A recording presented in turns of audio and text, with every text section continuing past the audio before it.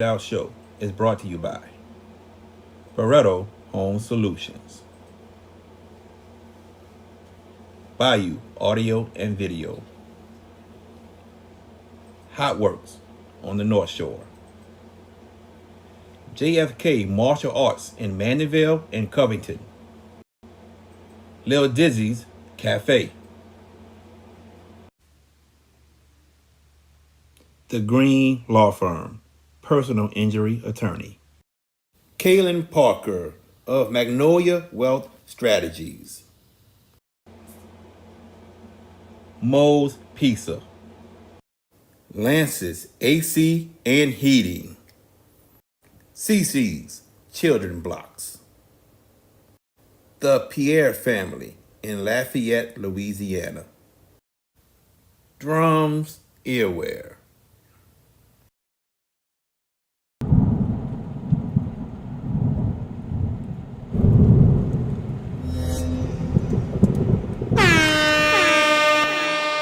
Hands up, hands up, hands up, hands up. If you winning and you don't give a fuck about a hater, tell them move. Clear my area, move. Clear my area, move. Clear my area, move. Clear my area. Cause I'm winning, I'm winning, I'm winning.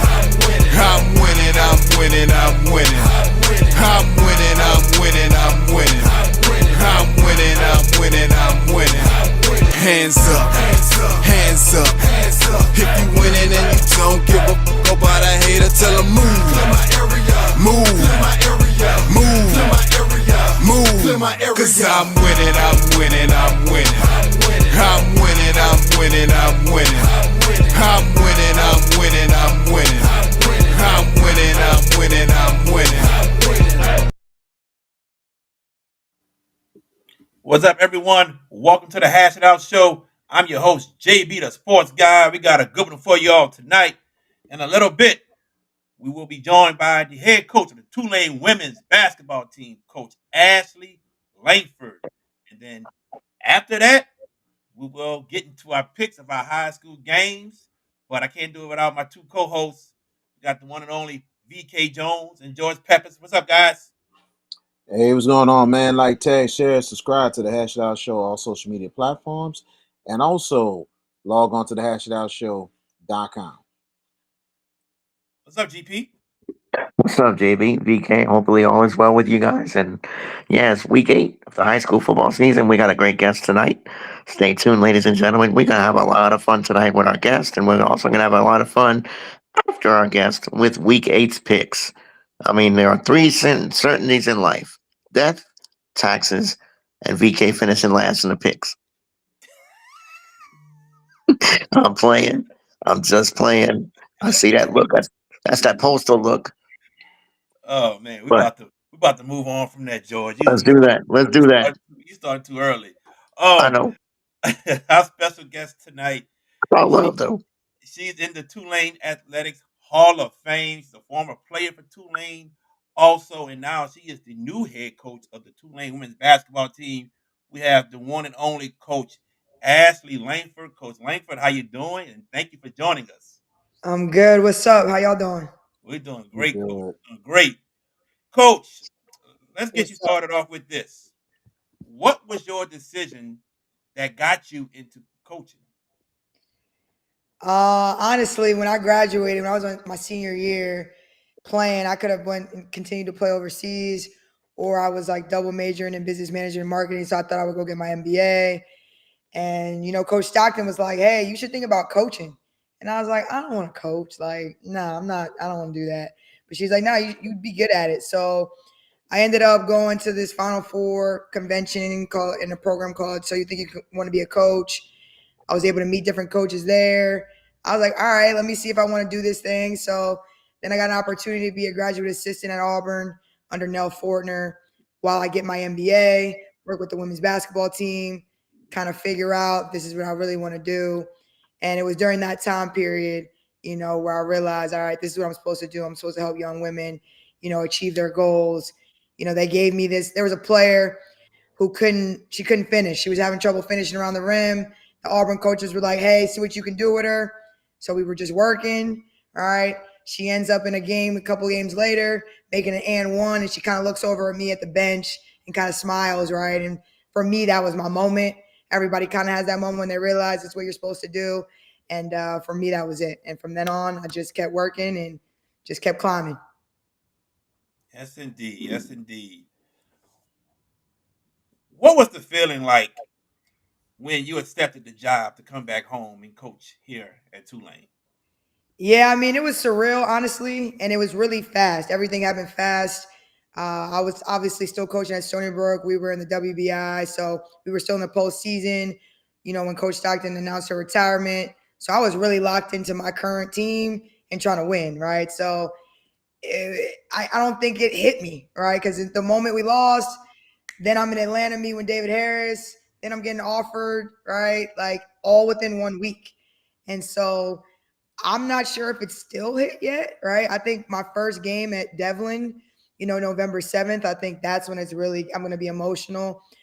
Because since I've got the job, I just feel like it's been a whirlwind, just working every single day. But, I'm blessed to be able to be at my alma mater, take over for the coach that coached me. It's a full circle moment. Not too many people are able to do that. What is your coaching style like? Are you Yeah. hard on players or laid back? What is your coaching style like?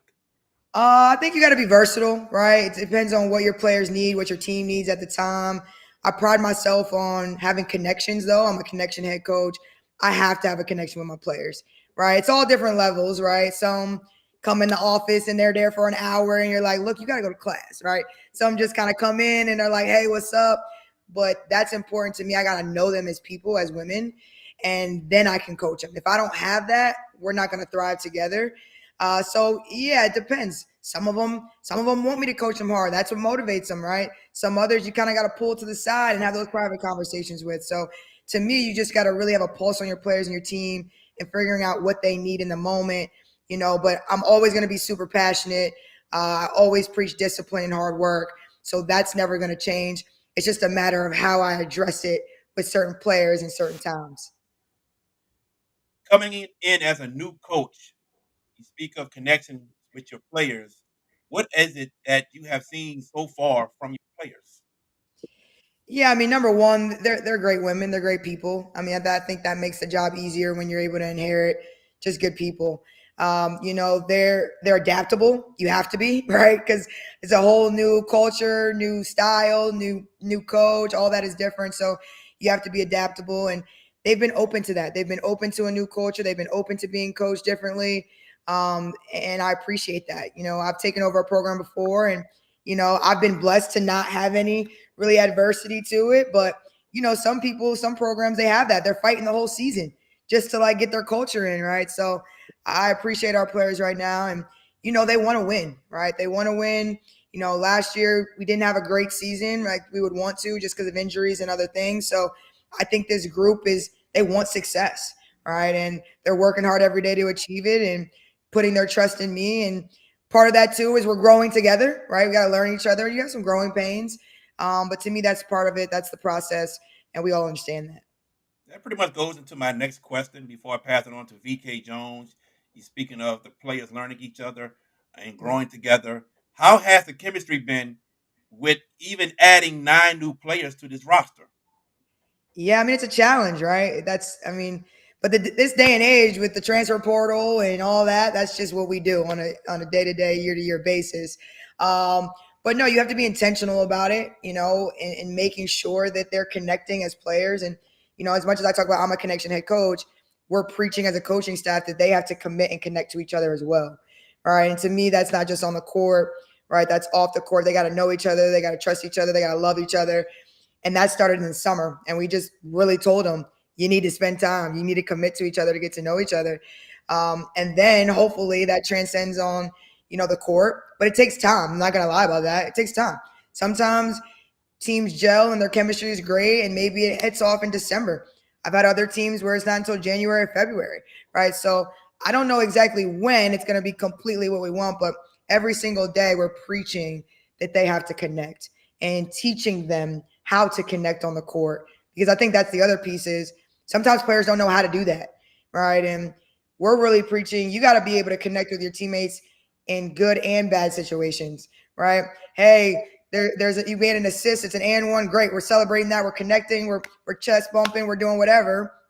All right, but hey, now there's a miscue and there's a turnover. You thought she was going this way. You thought she was going that way. All right, how are we connecting then still in adversity and bad, right? So that to me is part of chemistry, and you have to teach that a little bit. And then obviously you spend more time together. Naturally, it'll happen, but you got to be intentional. So we're getting there, but we're nowhere near where we need to be. But that's okay because it's October, and we don't need to be playing our best basketball till February, March. I understand that, Coach. VK Jones. Coach Langford, how you doing? Appreciate you joining us. And all I can tell you is this: welcome back to the city of New Orleans. Appreciate it. Glad to be back. Absolutely. You come from Pennsylvania, and you was well known, recruited by Tulane and also by Lisa Stockton. Yep. How was with you at first as a player that you had to make the adjustment from coming from Pennsylvania to coming down and playing New Orleans for Tulane University? Oh, it was different. I'll tell you that, right? It was very different.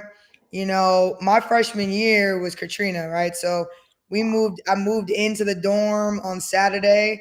Coach Stockton calls and she's like, hey, there's a storm coming, there's a hurricane coming, but we'll be back in a couple days. And me from Pennsylvania, we don't have hurricanes, right? We got snowstorms, right? Nor'easters, but nothing about hurricanes. I didn't know anything about that. So I'm like, all right, cool. And then obviously we start watching the news more. Okay, we understand we're not going to be back in a couple of days.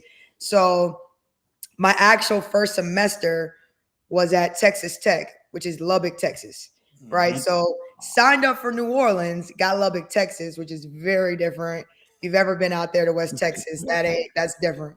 Okay, so I'm already a Northeast kid, right? Now I'm going all the way to West Texas. The culture, the South, everything is just different. I actually enjoyed it though, because this is when like Houston was popping, like Paul Wall, Mike Jones, like all that was a big movement around that time.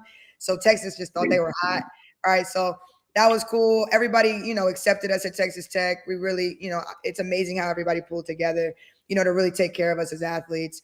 And then obviously when I got back to the city, it was different. Obviously, it was very different, but it was cool, I think, in my 4 years, to see the city come back, to literally, when we got back in December, we were the first team to play post Katrina, professional, collegiate, anything, right? So that was a big thing. And then, yeah, just it was a ghost town. And then obviously by the time I graduate, it's back, it's thriving.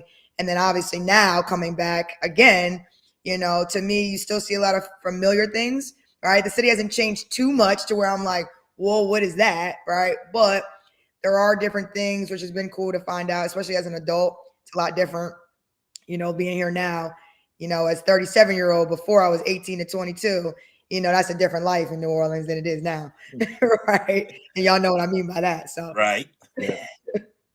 Absolutely, absolutely. And you mentioned about the Texas artists and stuff like that. Now you pretty much got Megan Thee Stallion taking over, and somebody on the low that's really taking over. Big X the Plug, if you ever heard of him. yeah, You I know what I'm have, saying? Texas, they on the low, they still popping a little bit, but at the same time, outside of that, with the adjustment now, as you being a coach and the experience you have, what do you bring to Tulane University more than anything else, knowing the last of the true success? And we know it was kind of hard for Coach Stockton kind of after you left. What do you bring to Tulane University with all the experience you have? Yeah, I mean, I think that's a little.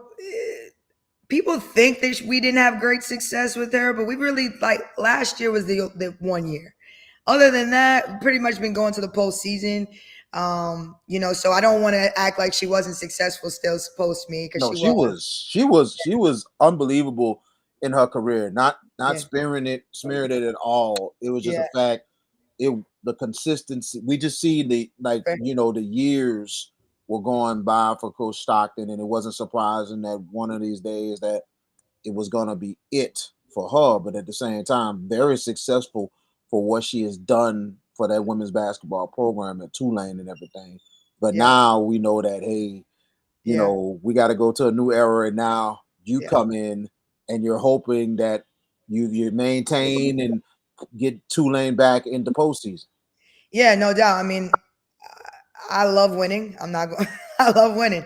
All right, now I've been blessed to be able to win for maybe the last 6 years, averaging 20 wins a season and going to the postseason. So, when winning becomes addictive, So, I'm bringing that. I think just that culture, that winning attitude. I'm very passionate, right? And we talked about being able to connect to the players. I think that's a vital piece, And for me, being an alum, it's different, right? Like I literally in Devlin can be like, hey, there's my championship banner, right? That just hits different with players. That hits different when I'm recruiting. That's just a different vibe that no one else can say. Even Coach Stockton, right? She didn't play there, but so I think that in itself. But I got a chip on my shoulder. I got a chip on my shoulder. I'm tough. I'm hard nosed, but I'm passionate about what we do, and and our coaching staff is we're really going to hold our players to a standard. And I think that that's what happens, right? That's how you build a culture. You have a standard and you just don't let them deviate from that, right? And we're building that right now. And like I said before, there's some growing pains with that because it's a culture shock. It's different, right? But you got to maintain the culture. You got to maintain the standard. But once they know that you care about them, right, and you're pushing them because you want them to be the best versions of themselves, then they get it, right? They know it comes from a place of love. But that's what we're doing every day.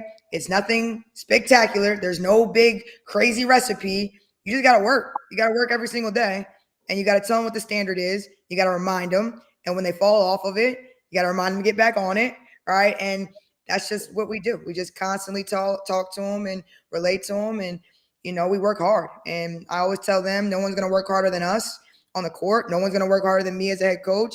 The staff, it all goes together. We're all working together. So, that's just who I am, and that's what we're gonna be.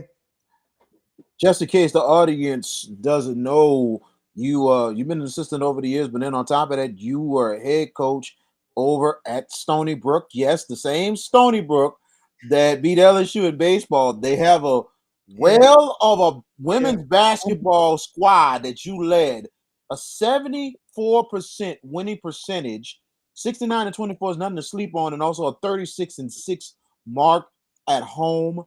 That says a lot, that what you'll bring, not just for Tulane, but also to get hopefully the Devlin Fieldhouse rocking. Yeah, I mean, winning is fun. I try to tell everybody that, man. It makes everything more enjoyable. To me, it's about the student athlete experience, and what I've learned is when you're winning, you remember that, right? Like years from now. Not to say like you're not gonna, if you're average, you're not gonna remember, but like we all know we get older, you don't remember everything. You remember the good times, right? You remember those times coming together and whatnot. So that's what I really want for our players.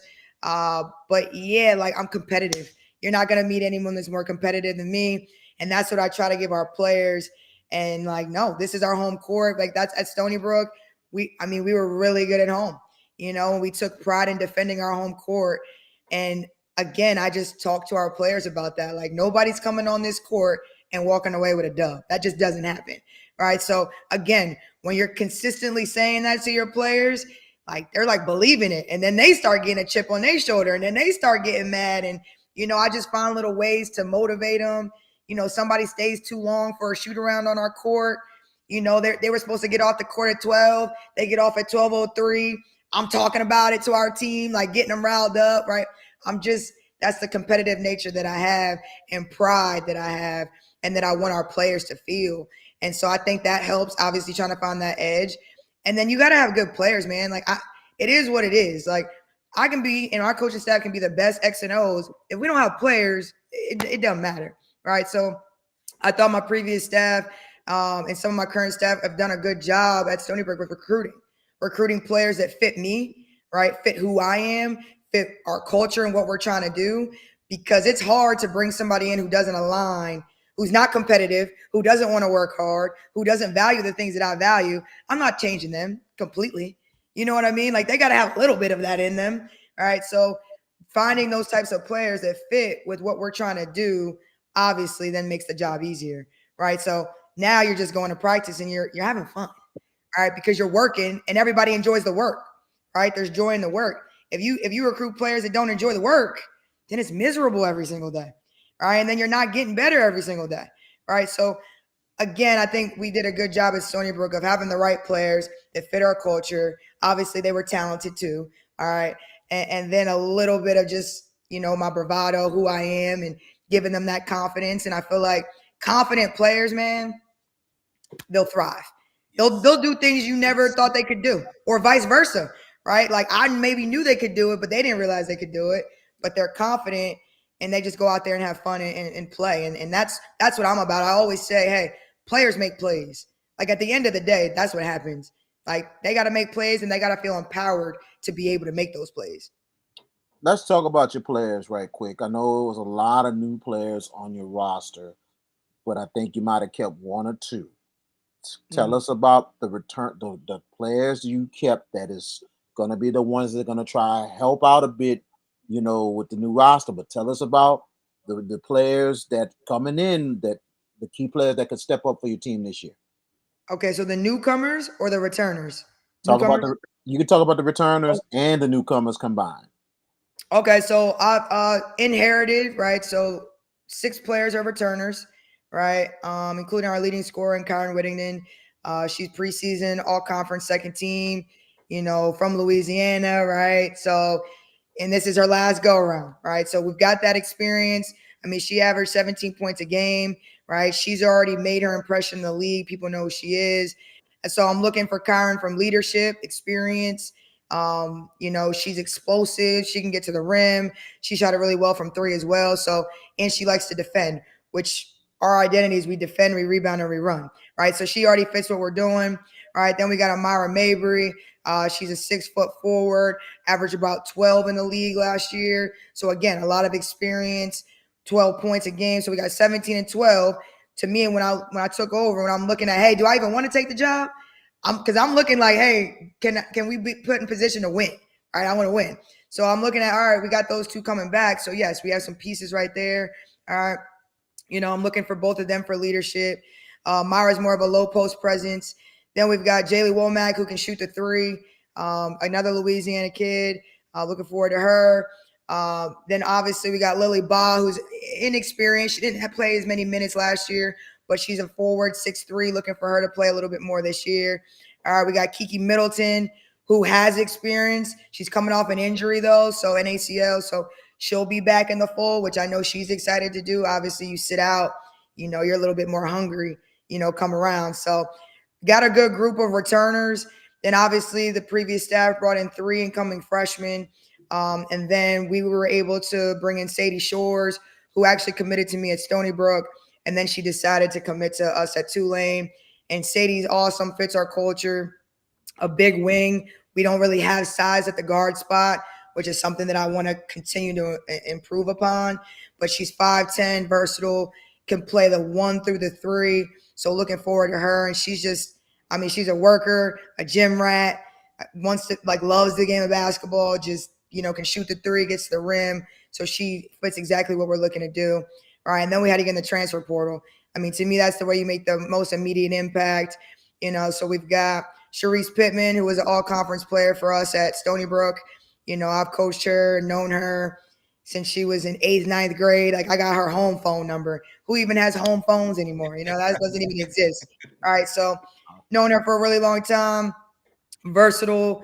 She played point guard in high school. So 6'2", can play inside and out, really good passer, high IQ, knows what we're doing, coached her for 3 years. So it was nice to bring her over. And, she's been great for us because she knows what the expectation is. She knows, my system. She knows me. So she's able to help the other players because it's new to everybody else, right?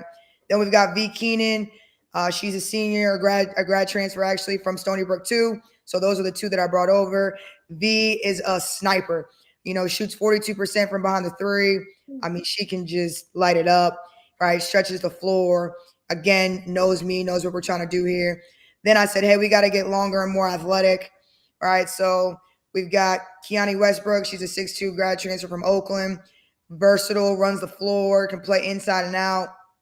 All right, then we got Dylan Hanna, who's coming from FAU. So she already played in the league. 6'2", physical, great size. She'll be a low block presence for us and also a good defender inside, which is important to me. So we've got good pieces, that we added, got some good pieces that are returners, but we wanted to get more athletic. We wanted to get longer. So we also, too, in the guard spot, we got a 5'9", JUCO player, Kayla Hampton, who, again, she can stretch the floor, can shoot it from three, has a mid-range, gets to the rim, so we added her as well. And again, to me, a lot of newcomers, but it's positions that we needed. We needed to get more athletic. We needed to get longer. And I thought we were able to do that, in a short period of time. I got the job in April, and that's peak transfer season, recruiting season for transfers. So we just got after it. And, to me, I think we got a good group and we filled the needs that we needed to have, the must-haves. And now it's a matter of putting it all together.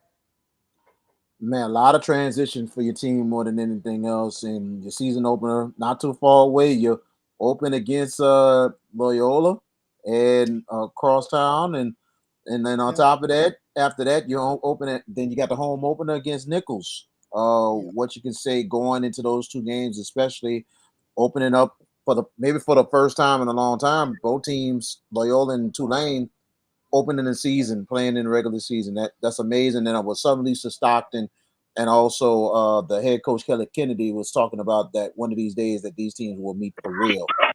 Yeah. Yeah. Well, this exhibition has been going on, since I played, right? Like literally, we always played Loyola in exhibition. It's funny. I don't even know how many people know this, but Kelly Kennedy was my position coach my freshman year, right? So now I get to actually coach against my former coach, which is interesting in itself.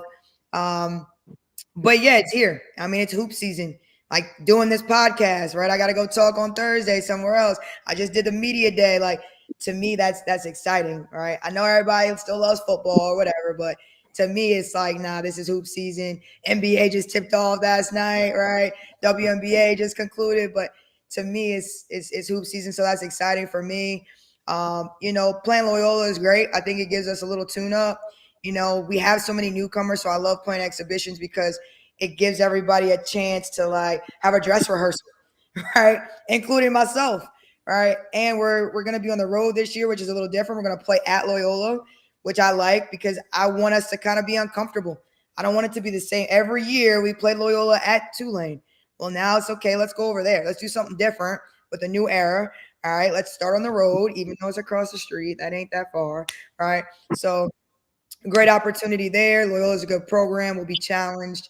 And then obviously we opened up home at Nicholls State. And last year they got us, right? So we got to get our lick back. That's how I look at it. You know what I mean? So for me, I think, like I told you before, I think it'll be pretty emotional just because it's a first actual true game and on the court that I played on. But I tell you what, once the tips, I will be in game mode. I'll be locked in. And like I said, it's time to get our get back. For me, nobody comes to, especially in state, nobody comes here and walks out with a dub. That's just the pride that I got. So it is what it is. And if Nichols is watching, I love it. Bring your best game. I'm all here for it. Yes, indeed. That's just how I am. I want everybody to bring their best. Let's go. Love it. I love it. George Peppers, you up? Hi, you, Coach Langford. First of all, thank you for taking the time out of your busy schedule to joining us. We've been trying to get you on, and now we finally were able to have you on the show, and we thank you for taking the time. And I'm looking forward to your regime. Let me just say that right now, because just hearing you talk and hearing you espouse about this group and your acumen, I'm really looking forward to catching a couple of your games this year, if my work schedule permits it. It's going to be awesome to watch. No, ain't no if. Don't do an if. You coming. Okay. All right. Get him, Gotcha. coach. Get him. All right, Mr. Boyd, I hear you. And I see the Nichols grad trying to get into. Okay, BK. All right. That VK nickel So, trade. yeah, that's the Nichols grad. So I Yeah, figured there was gonna be a little dig there. But listen, go ahead. it's Somebody good. You're good. My first question: when David Harris called you, how easy was the decision for you to decide? You know what? It's time to come back to New Orleans because you did a great thing at Stony Brook. You had a great run up there, 70+% winning percentage. Only lost 6 games at home. You had a really good culture going there. Was it an easy decision or was it extremely difficult? It was really hard for me. honestly. Stony Brook was it's like your first head job, right? It's like your Mm-hmm. baby. All right. I watched it grow, and you know, third year, everything's in place, your culture's in place, everybody knows what to do. You're not chilling, right? But like it's a well-oiled machine at this point, right? And I had really good administrators at Stony Brook. I thought it was a great community. I tell everybody, to me, that was the perfect place for me to be a first-time head coach, and like the perfect spot. I was able to thrive. I had support. Obviously we were successful, but I think you're successful because of the support that you have from your admin, from the community, and all of that. So it was really hard, and the unknown in itself is hard, right? Like, hey, I know Stony Brook. I know what to expect here. I don't know Tulane, right? From this perspective, I know as a student athlete, right? I know what that looks like, but I don't know what that looks like as a head coach there. And so it was hard, when you recruit players, you bring players in at Stony Brook, and you say you're going to be there, and you want to see them through and develop that, and that's hard to leave your players, especially after you had just all that success, and most of them, there was only 2 of them that were graduating, so they were all coming back, so that was tough. But then, I started talking to David Harris, and to me, it was almost like, how could I turn it down? Am I going to get an opportunity? Who gets an opportunity to, number one, go coach at their alma mater? That's not common. There's not a lot of people that get that opportunity. All right. So that was number one. All right. Then it's like, all right, the opportunity to then take over for the coach that coached you, that's even more rare, right? That doesn't really happen either. Then it's like, okay, it's a new AD and you're going to be his second major hire, right? Like all of that to me was like, I'm going to be well supported. It's hard for me to turn that down as well. So that is ultimately what got me over it, but it was hard, right? I was kind of grieving and excited at the same time. And it was hard for me to understand it, but looking back, that's what it was. And I would tell people like, why am I not super elated? And they're like, well, you're grieving a little bit. Like you're grieving a little bit of leaving, your baby, but you're also excited about this new opportunity. But at the end of the day, I had to go. Obviously going to the American Conference is a step up in terms of competition and level. And, I like challenges and I'm up for the challenge. And, like I said, I couldn't say no. When you really write it all out on paper, I couldn't say no logically. Mm-hmm. The schedule you have this year, you've got SEC teams on it: Missouri, Florida, LSU. The Florida game is a part of a tournament you're playing at St. Pete. LSU, of course, everybody's going to pay because of the public nature of LSU, Kemp Mulkey, and all that great talent. But the way the schedule is patterned, what was your goal and how you set up the schedule with, especially with the new players that you have, with a bunch of kids a bunch of new players you have? I mean, you look at the non-con and you try to be challenged, right? But then you also want to balance that with games to win, Mm-hmm. to confidence. So you're always trying to balance that out. I always want to play top level NCAA teams at some point in the non-con because number one, that's going to prepare you for your conference and to win a conference championship. But also, too, how are you going to go to the NCAA tournament and win a game if you've never played against an NCAA tournament team? You haven't been exposed to that. And also, I'll be honest, you want to be challenged and you want to go beat those teams, right? Like at Stony Brook, we beat Rutgers at Rutgers, we beat St. John's, right? We beat Washington State, we beat Columbia. So that can change the trajectory of your season, right? Mm-hmm. And your net and all those types of things. So to me, you don't have anything to lose. You're just rolling out there and you're going to give it your best shot, but you're going in there thinking that you can win a game, right? So that's the reason why we have those 3 opponents in the SEC. Obviously, LSU is always going to be a rivalry game. We're always going to do that. When I played, we did that as well. So I'm glad that we're able to get that back rolling. And then the other games, obviously, I want to schedule in-state opponents. I think that helps for the fans. I think those rivalries in itself are healthy, all right, and on both sides, right? So having that, and then you got to win games. Like you can't go 0-11 in your non-con. Then you're not going to have any confidence going into the season or into the conference season. So we really just tried to make it balanced. Winnable games, right? Then we get challenged. Then we're winnable games, right? and placement is important too when you're doing these games. And Coach Derek Gibbs is my assistant, and we work together on the schedule, and I'm really pleased with it. I think it worked out really well. I'm being home the whole month of December is nice, especially because our players have finals, right? And that's a whole, we're a high academic school, so they'd be stressed out about that. So being Mhm. able to be home during December, I think is really going to be in our favor. Awesome stuff. And I have to ask this. I know you put this schedule together, but will there be games against your former coaching tenure at Stony Brook at some point? Probably I, not, just I would because of love. the logistics, right? Just because of how far away they are. Mhm. But if they want Upstate to New go to York. a holiday tournament, I'm cool with that. Oh, I They know. can come down here. Mhm. Hey, that was a little lighthearted there because I know you coached there and had great success, and that would probably be an emotional kind of game with that.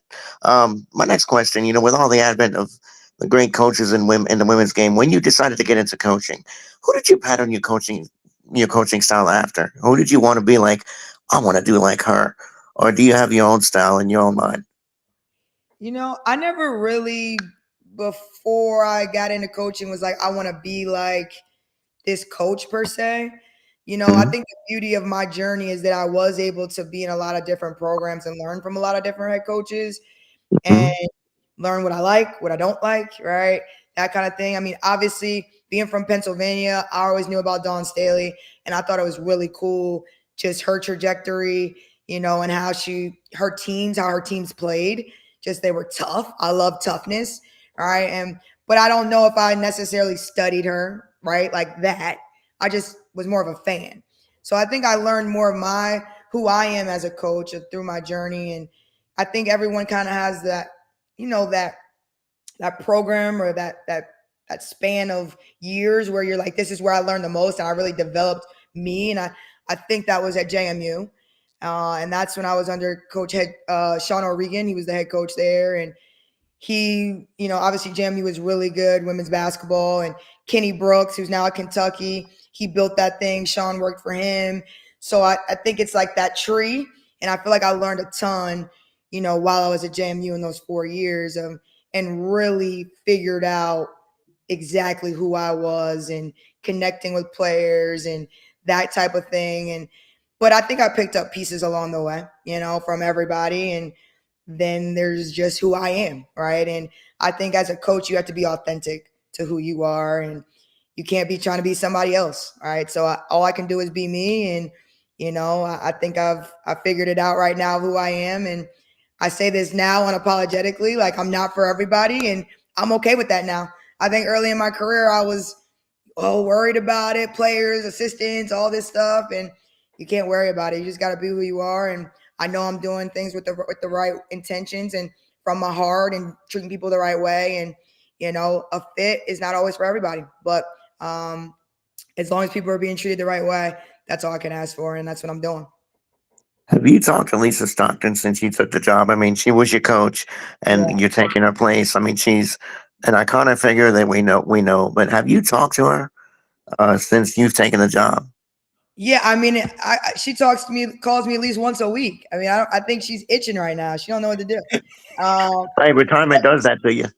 Yeah, I mean, she's living her best life, but it's still like I can tell Mhm. she's like, all right, you got an inter squad scrimmage going on. All right, when you open up in a week or two, how you feel? Like, you can tell. Like she's Mhm. enjoying it because she's able to spend time with her family and retirement and travel and do all that. But I can tell right now, she might not admit it, but I can tell that she's itching a little bit, doesn't know what to do right now as the hoop season is approaching.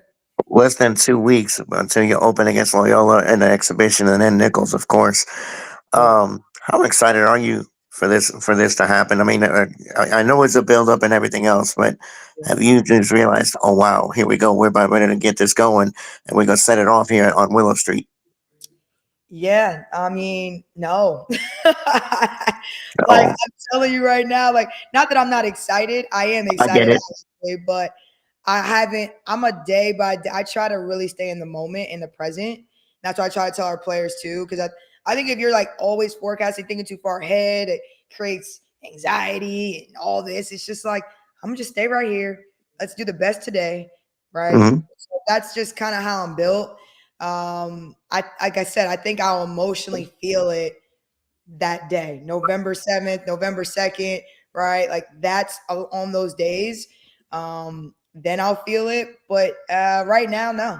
Right now, I'm focused on what we got to do tomorrow in practice, how we're going to get better tomorrow in practice, and then the next day. And then we travel to a scrimmage. And what that's, you know what I mean? Like that's literally where I'm at.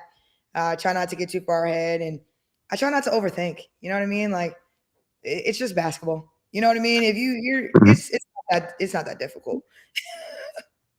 Now, my next question goes to, I guess, old school versus new school. We now have the NIL and Yeah. everything else, and we got two recruiting. Well, we got recruiting days and all that, but with the NIL, what is your position on the NIL, the image and likeness? And when you were recruited, I can about imagine you wish that was in your era because you're an outstanding player. I remember watching you at Tulane, and you were really, really good. But what is your position on the NIL? Well, thank you for that. I'm glad you came and watch. So you're coming again. If you watched me when I played, I know you're coming as watching me Yeah, coach. I have a friend of mine that works at Tulane, so yeah, I'll Easy probably money. make my way there. Easy money.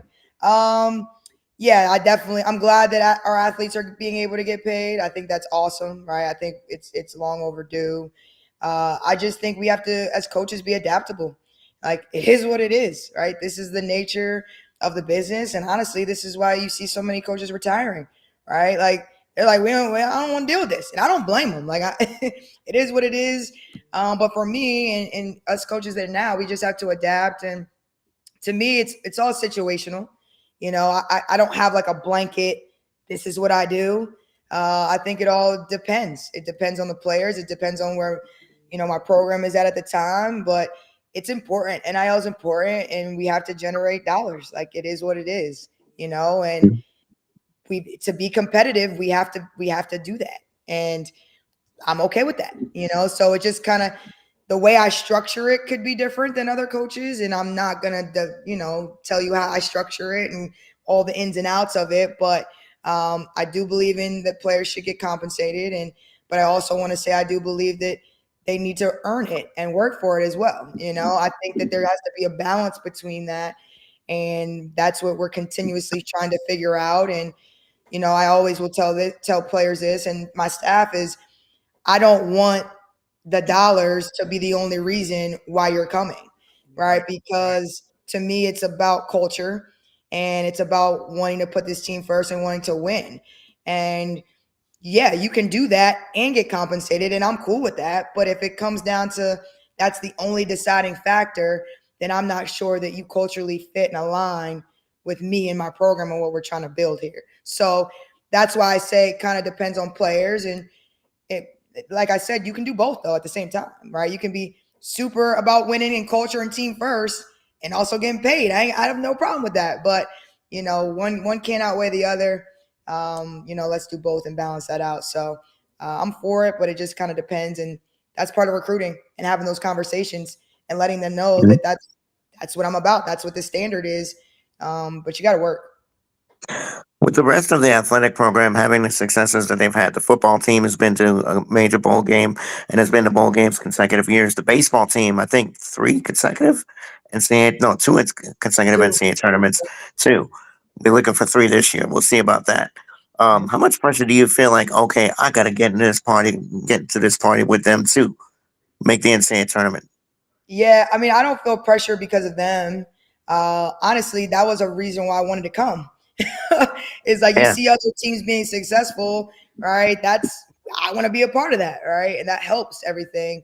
But I don't feel pressure. The only pressure I really feel is, I think, internal.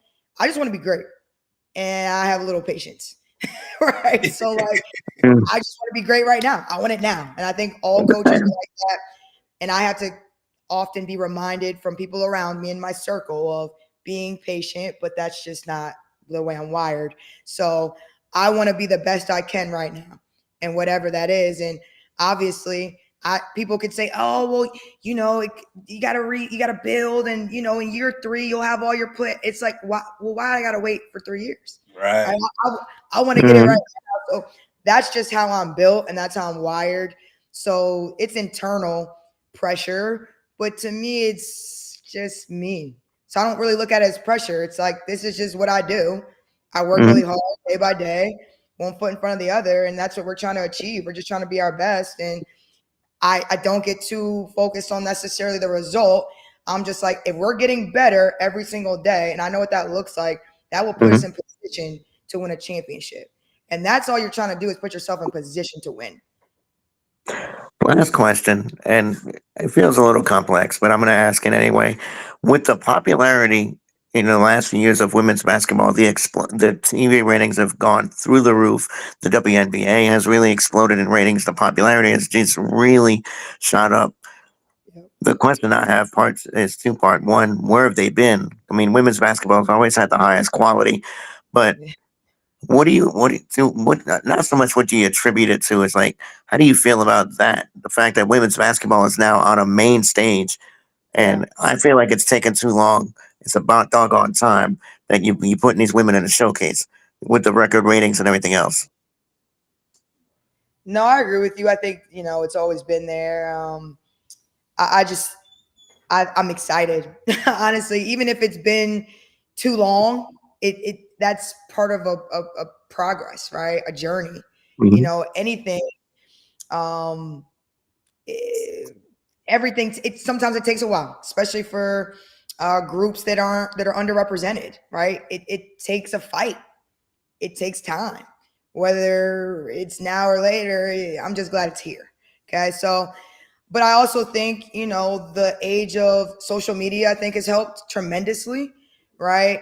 Having these collegiate players, Caitlin Clark, Angel Reese, they're just more visible because of social media. I also think that advertising, the push, all of that has been different, but I also think there's been people working behind the scenes. I mentioned Dawn Staley earlier, but those trailblazers have been fighting for a long time, Yes. right? And now Angel Reese and Caitlin Clark are reaping the benefits of it. To say, so I think it's a lot of people that were behind the scenes that didn't, and now we're seeing it, which is a good thing, and I love that. I think obviously we're having more support from NBA players with the W. That helps, when men are helping, men are visible, men are promoting, that helps. So yeah, I think it's a combination, and it's been a perfect storm. And I really think now that people are tuned in, they're seeing that it's quality basketball. So now it's entertaining, right? And now they want to keep watching, right? And I also think the diversity of the athletes too, showing their personalities, being able to relate and connect to people, I think is something different too, which I agree. I think social media has played a big part in that, because now people, they like Angel Reese, yeah, because she can hoop, but it's also because it's like, who's this Bayou Barbie? Like, you know what I mean? Like, she's in music videos, she's in the culture, right? It's like more, they know who she is, and it's more than just the basketball piece. It's all around, right? And I think that's also drawing people in that never even thought about women's basketball, but now know she was in a video with Cardi B, right? Like, Yep. I think that piece is also, doing a good thing for our game. So I'm glad it's here. It's about time. Coach Langford, we'll get you out of here with this one last question. Okay. You preach heavily about defense, and Mm-hmm. you are big on it.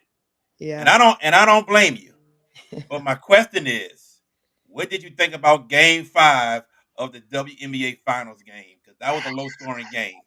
Well, that's how it is. That is exactly how it is. I mean, I just played in a championship game, with my previous at Stony Brook. And I'm telling you, as the season goes on and on, everybody knows your plays, right? It comes down to defense. Like that, that's how you win. And so that, I wasn't surprised by that. It's a grind. And that's why I was saying players make plays. They gotta make plays, they gotta be tough. It comes down to defense and rebounding and heart, you know what I mean, when it comes down to winning championships. So I wasn't surprised at all. It's a grind. I know, I've seen that. I felt that. It's not fun to feel it, right? Like, how can I score? Right? It's not fun. But that's the expectation. And me as a coach, I preach that, but it was actually good to like talk to my team about, hey y'all, it was 25-30 at halftime. Yeah. Like defense is what wins champion. Like that's what it's about. You can't always outscore people. That's not a real thing. So it was a great series. I think the whole play. I think this whole the season was great. I mean, it was one of the best so far. I mean, every game in the finals was close, competitive, quality basketball. You know, having both coaches upset about the refereeing, like making public, like all of that is fun, right? Like that's what they do in the NBA. That's the same stuff that happens, right? So it's nice to see us being able to be us. Like we've been this competitive, we've been like this, we've been all that. Courtney Williams, we've been like that's the stuff that I'm glad people are now seeing with our game. Most definitely. Coach Langford, thank you for joining us. Good luck to you and your team throughout the whole season. And I promise you, we're coming to a game. I promise. We're going to be there. We're coming. Coach, I'm gonna be straight up with you. I'm coming too. We're gonna all come at one time, or either one at a time. I've been to a couple Tulane women's games myself, so I would not mind coming. And it's a blessing to see two African American coaches leading the basketball program with the Tulane men and now the Tulane women. Just gotta love it. And at the same time, we will be there to support. No doubt. I know you will. Make sure you say what's up. Don't just leave early. Oh no! Oh no! I stay. We're not like that. I promise. We definitely gonna stay. We definitely might participate in the press conference, but still we gonna stay. We're gonna holler at you, and it's all love. And even against my alma mater, we wish you the best and everything. I know their women's program has been improving and everything else. You done a great job. Yeah, absolutely. So it's no hard feelings at all. I'm not that smack talk. I just want to see a good game. No doubt. Well, thank you all for having me. I appreciate it. It's awesome that you guys are putting me on this platform and having the opportunity to do this. And can't wait to meet you in person. Definitely, Coach. Yes, ma'am. Thank you. No problem. All right, y'all. Coach Ashley Langford, ladies and gentlemen, and kind of women's basketball, man. I ain't gonna lie, man. How she speaks and her plans and everything, kind of excited. Quickly, VK, your thoughts of Coach Langford, and we go to George quickly also. A lot of expectations. With Coach Langford, and she really wants this program to get it going, and she's ready to roll now. Yeah. She wants success now. So it's gonna take time, and she knows it's gonna take time. But at the same time, she's starting it. All I'm gonna say is she's starting to remind me of Wallace Foster at Riverdale. Putting the belief. You had to bring that up. I'm not trying to wait. Let him finish. We gotta get rolling. Go ahead. Exactly. It's all about belief. Any kind of coach will come in there and put some belief in the team, knowing that hey, we were there, but now we're trying to go bigger. I came from somewhere that hey, we were consistent, and she has all the respect in the world for her mentor, Lisa Stockton, and at the same time, she feel like hey, I want to get this team up and at them, and we want to be successful. We want to win. So I love what she's bringing to the table. I love her enthusiasm, and we're going to see what she brings. We'll see what happens in the beginning. Might be maybe a little rough, but if it's successful early, could be something. So we're looking forward to see what Coach Langford has in this Tulane Tulane Green Wave women's basketball. Coach Alfage, he's a Tulane grad, Tulane great also. He said Ashley is a great look for us, as in a great look for Tulane. And I totally agree. George Peppers, quickly, your thoughts about Coach Langford. I just want to know if we're going to go to a couple of games this year, the three of us, we need VK to sing the fight song. Quickly, man. All right, quickly. I hear you, bro. I hear you. Look, I'm excited for Coach Langford and what she's going to bring to this team. I think, like VK said, it's going to take a little bit of time, but it's not going to be elongated. I think this is going to be a quick turnaround because Tulane last year was an anomaly. It wasn't typical Tulane where they could find a postseason berth. I think they're going to get there at some point this year, hopefully, with the tournaments they have, WBI, NIT, NCAA. Well, obviously, we want to see the big one. But if they make when they make the improvements they do, she's going to win a lot at Tulane.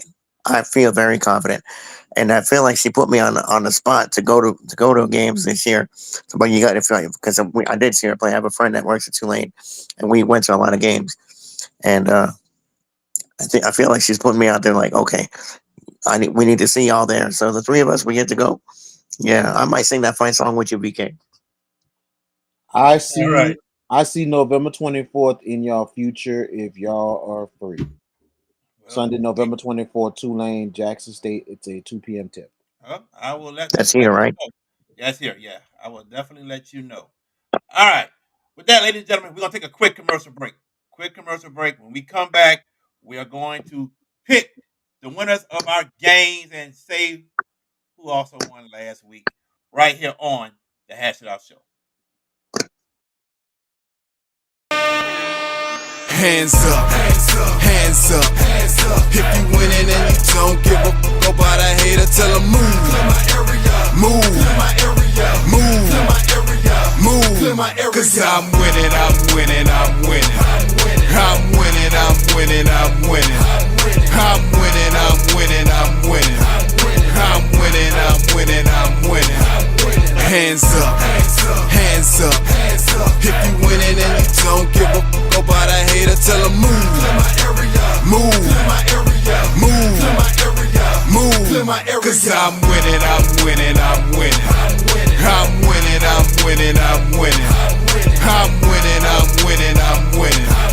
I'm winning, I'm winning, I'm winning. Did you experience storm damage from Hurricane Francine? Barretto Home Solutions can help.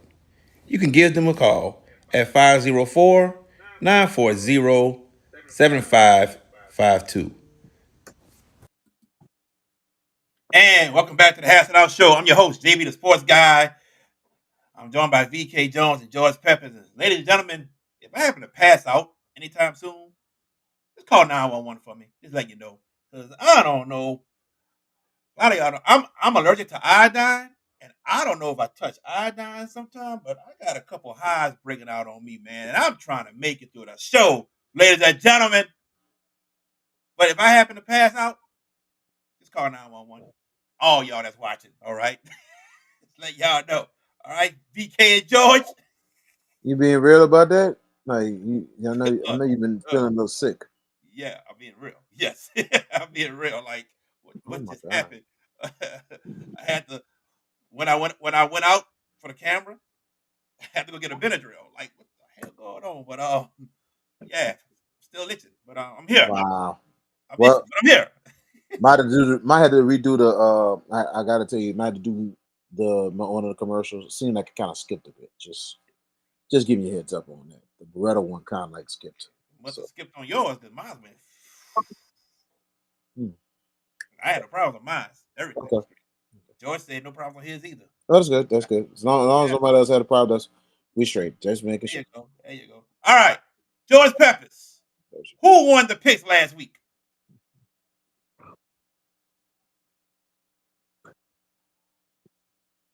We had a tie last week.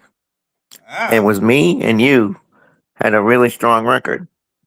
We went 19-5 last week. VK, poor baby, went 17-7, I'm and he good. was talking all kind of noise.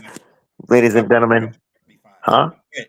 Shelby said go to the doctor. Nah, Shelby, I took my Benadryl. I'll be fine. I'm good. Oh yeah, dude. Yeah, I'll say the same thing. If it gets kind of out of whack, yeah, do that.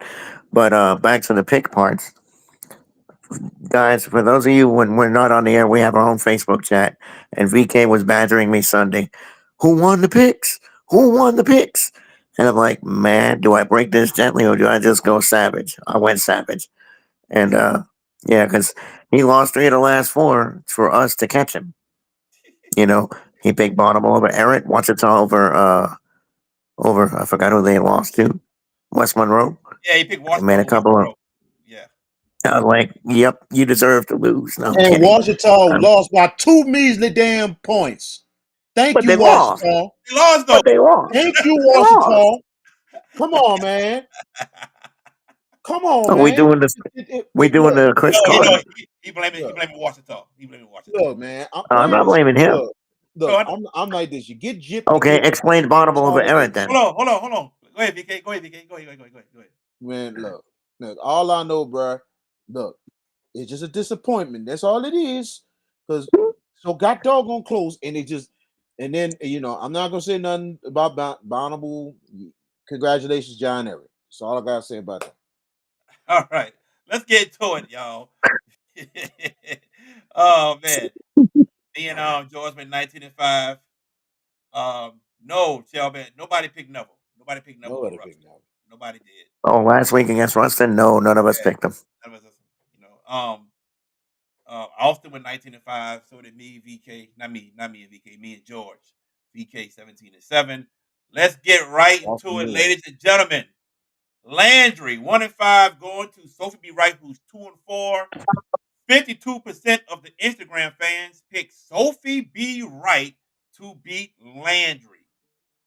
Um, I'm going against those fans. I'm going with Landry. Who you got, VK?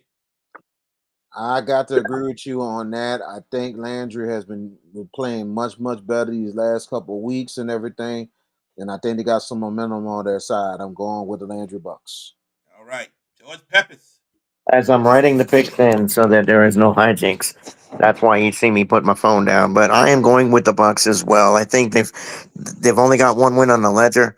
I think Sophie B has regressed after a decent start. I feel like the Nick Foster's got his team starting to click a little bit. They haven't won, but they're starting to play more competitive brands of football. And I think this is a game they see as an opportunity to get the job done, and they will. Landry is my pick. All right, we all got Landry. Notre Dame 4-3. Big Lafayette Christian. They're going to Jennings, who's 6-1. 65% of our Instagram fans pick Jennings. I'm going against. I'm going Notre Dame and Louis Cook in this one. VK. Wow. I thought you might be going the other way, partner. I thought you might be going the other way, but you go. Yeah. Yeah. You smelling that Louis Cook flavor. I like that. You know what I'm saying? Like I said, Notre Dame played a really tough schedule. They're really starting to play much better. Jennings, hell of a good team. Yeah. Really good team. But two in a row for me and Jared, man. I gotta agree with Mr. Boyd. I'm gonna go with Notre Dame and Crowley, taking two straight. GP. I get it. I get it.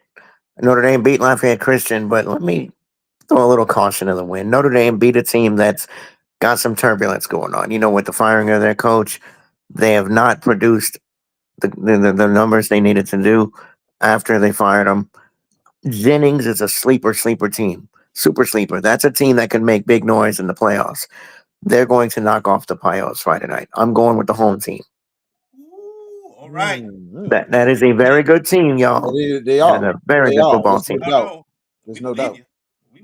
The record There's says no it doubt. right there, 6-1. All right. Let's go up north. West Washington, man, Ooh, making some noise this year. 6-1, traveling to Coach Cahey's team, Wasman. 88% of Instagram fans picked West Washington. I'm going with the fans also. West Washington gets the win at Wasman. UVK. Man. I would go with Coach K. But I ain't gonna lie, West Washington has been really handling some business this year. I gotta agree with Jared again, man. he's mad because he's agreeing with you. I know you. I'm Anytime he trying. does that wrong, I'm trying anytime to. I'm trying to win, He's and trying it's to I get feel the you, hard. win brother, back. Keep trying. bro. It's hard because I'm I like, feel that.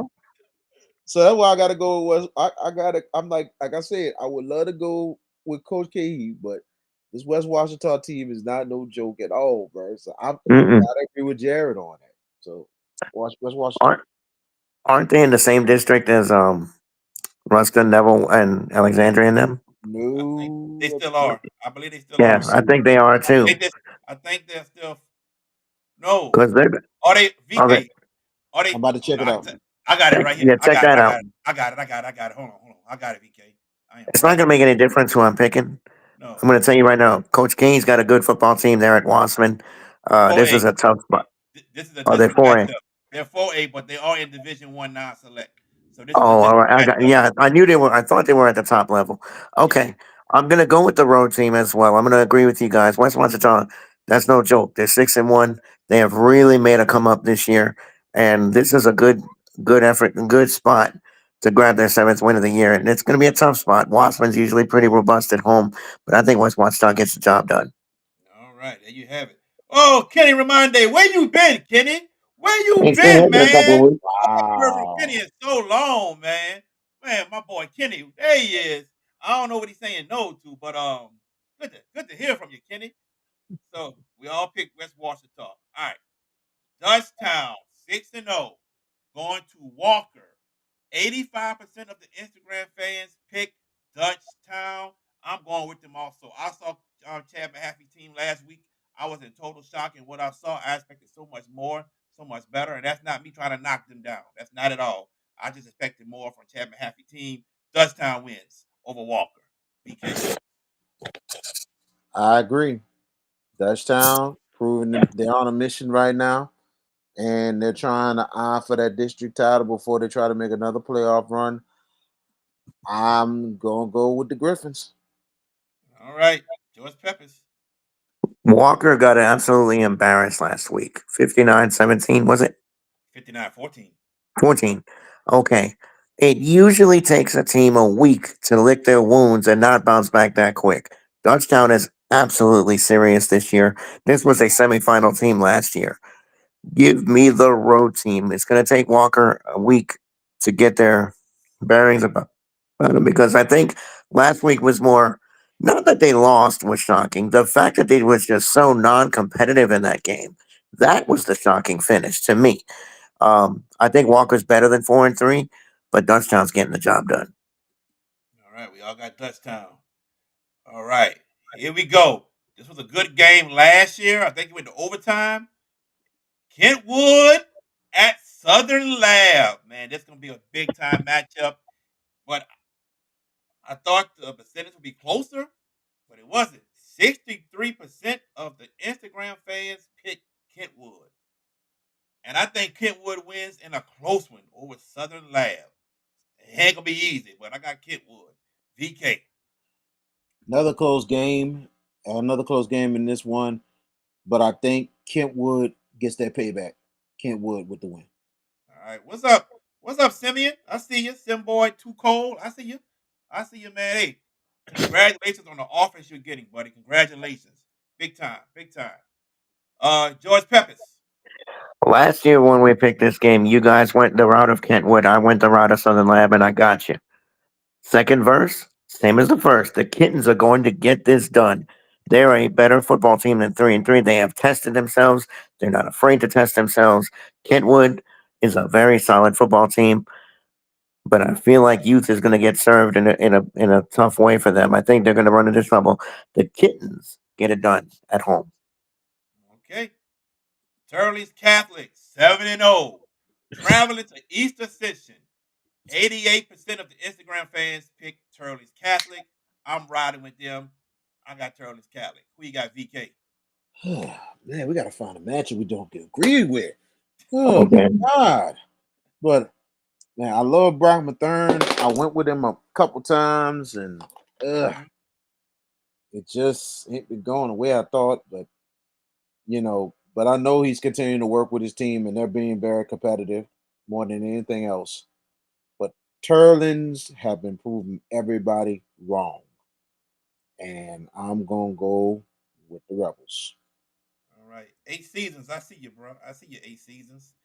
Who you got, Mr. George Peppers?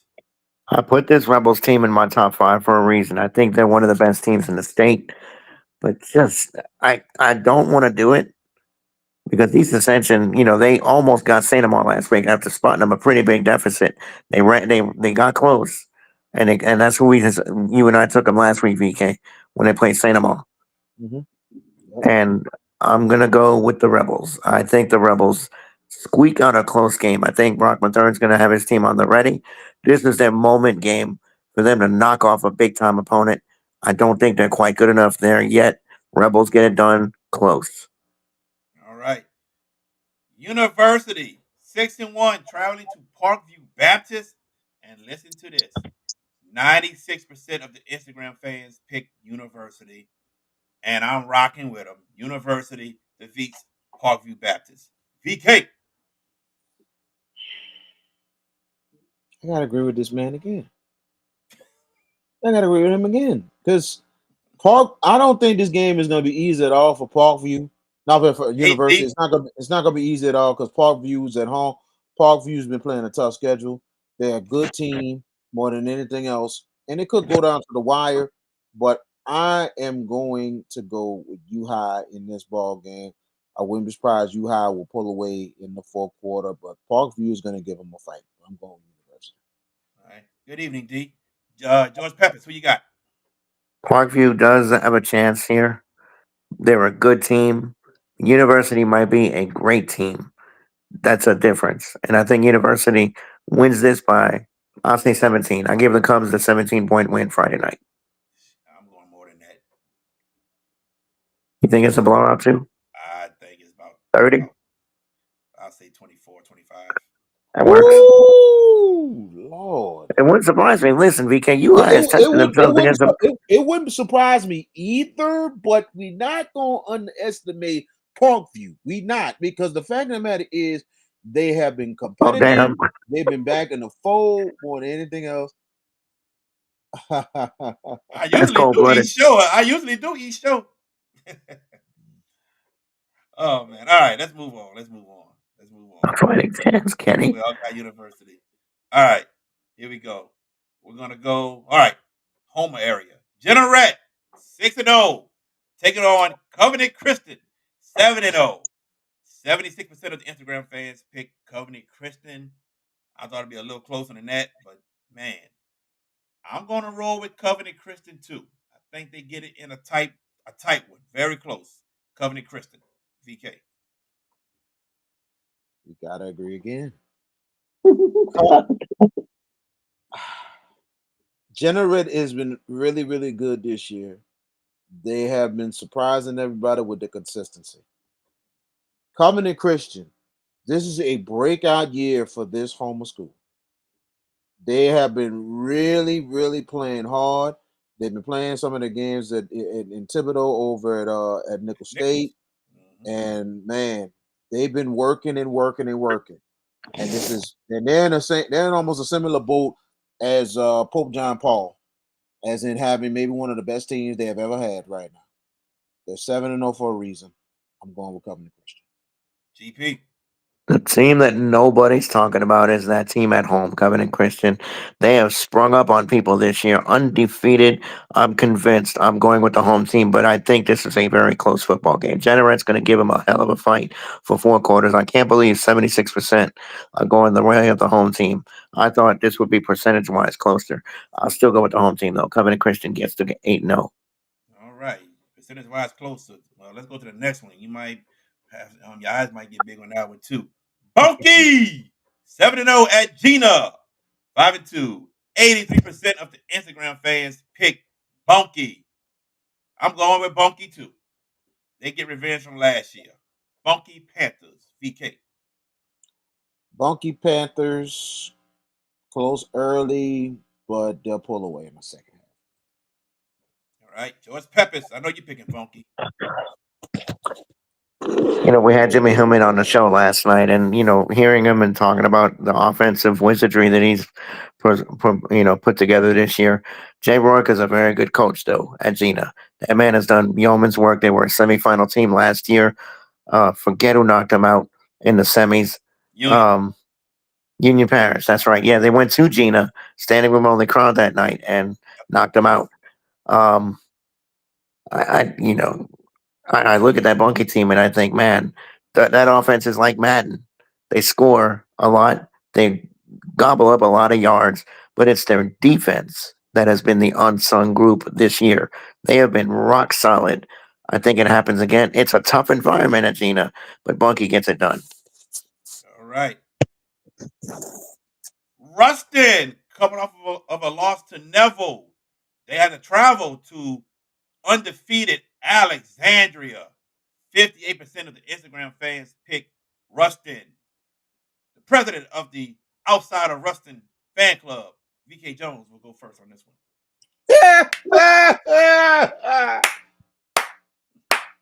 Oh my God.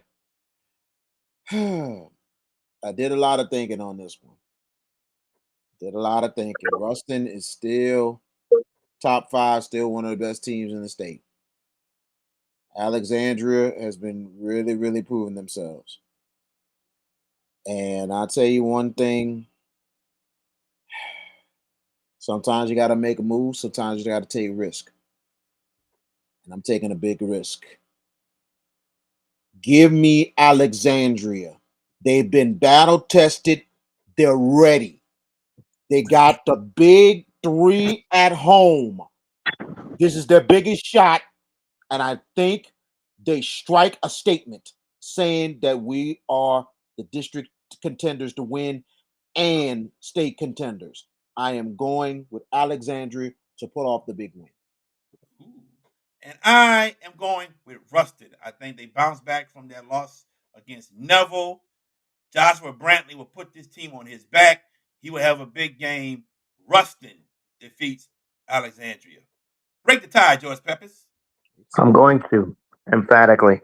As good as Alexandria has been this year, I just don't know if they're at Ruston's level.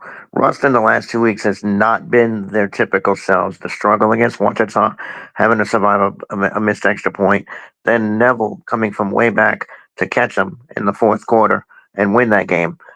The Bearcats are going to reintroduce themselves, in the words of Jay Z. Allow me to reintroduce myself. They're going to, and they're going to use Alexandria as that. Ruston, surprisingly, to some people, but not to me, 2 touchdown win. Ruston. All right. D2 Spicy says Alexandria will get the win over Ruston. All right, let's come to New Orleans for a second. Carver, 2-5, traveling to take on McDonough 35, who are 3-3. 70% of the Instagram fans pick McDonough 35. I am rocking with the Instagram fans. McDonough 35. They get the win over Carver. VK. Ron Eagles. Ron Eagles could be a close one early, but I think Coach Daggs will make the adjustments. They'll pull away in the second half. They're down to 35. All right. And George, who you got? I might as well make it unanimous, right? But because DJ1 might be looking for me if I go against his Ron Eagles. I did that a few weeks ago against East Jeff. And look what happened. Didn't work out well, did it? Um, Carver's played well the last couple of weeks. They've won a couple of games here. Coach Figueroa has done a really good job in establishing a little bit of momentum. But the Ron Eagles have too much talent across the board. I think the Ron Eagles get it done. McDonald 35 is my choice. This is probably your district championship matchup. Yeah, it probably is. Yeah, I just don't see, no respect to the Wait a other minute. team. Ain't Douglas in their district? They're not beating 35. You can't. I thought Douglas was in what you call Hold it on. district. Hold on. Let me check. I got Douglas it, is VK. with Patrick Taylor, I think. I got it up, VK. Hold on, I got it up. VK. You ain't gotta look. I got this stuff up already. Gotcha. Douglas is. Yeah, you're right, VK. Okay, let's back it up. And they still got one loss. Yeah. So Back it up, That was VK. You're right. Kentwood. That was exactly Kentwood that beat him. on the road. So Okay. All right. don't count on Douglas. I didn't know. I was Yeah. putting I thought they were in the district. Patrick Taylor district. My bad. Yeah, I bad. All right, cool. We're gonna back that up a little bit, y'all. We sorry about that. So 35 across the board. D2 Spicy says 35 also. All right, here we go. Covington, 6-1 at Hammond, 4-3, 90% of the fans pick Covington.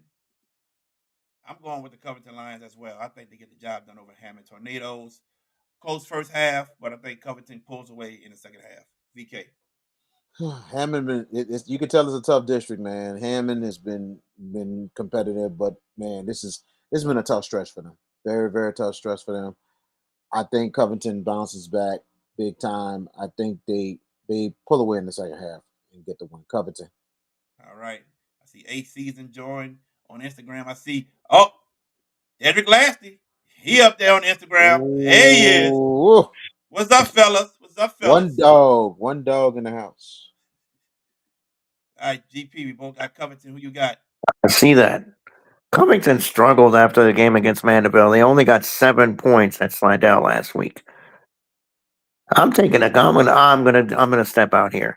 Give me the home team. I think they got worked over by St. Paul last week, 43-19. I think they're better than that.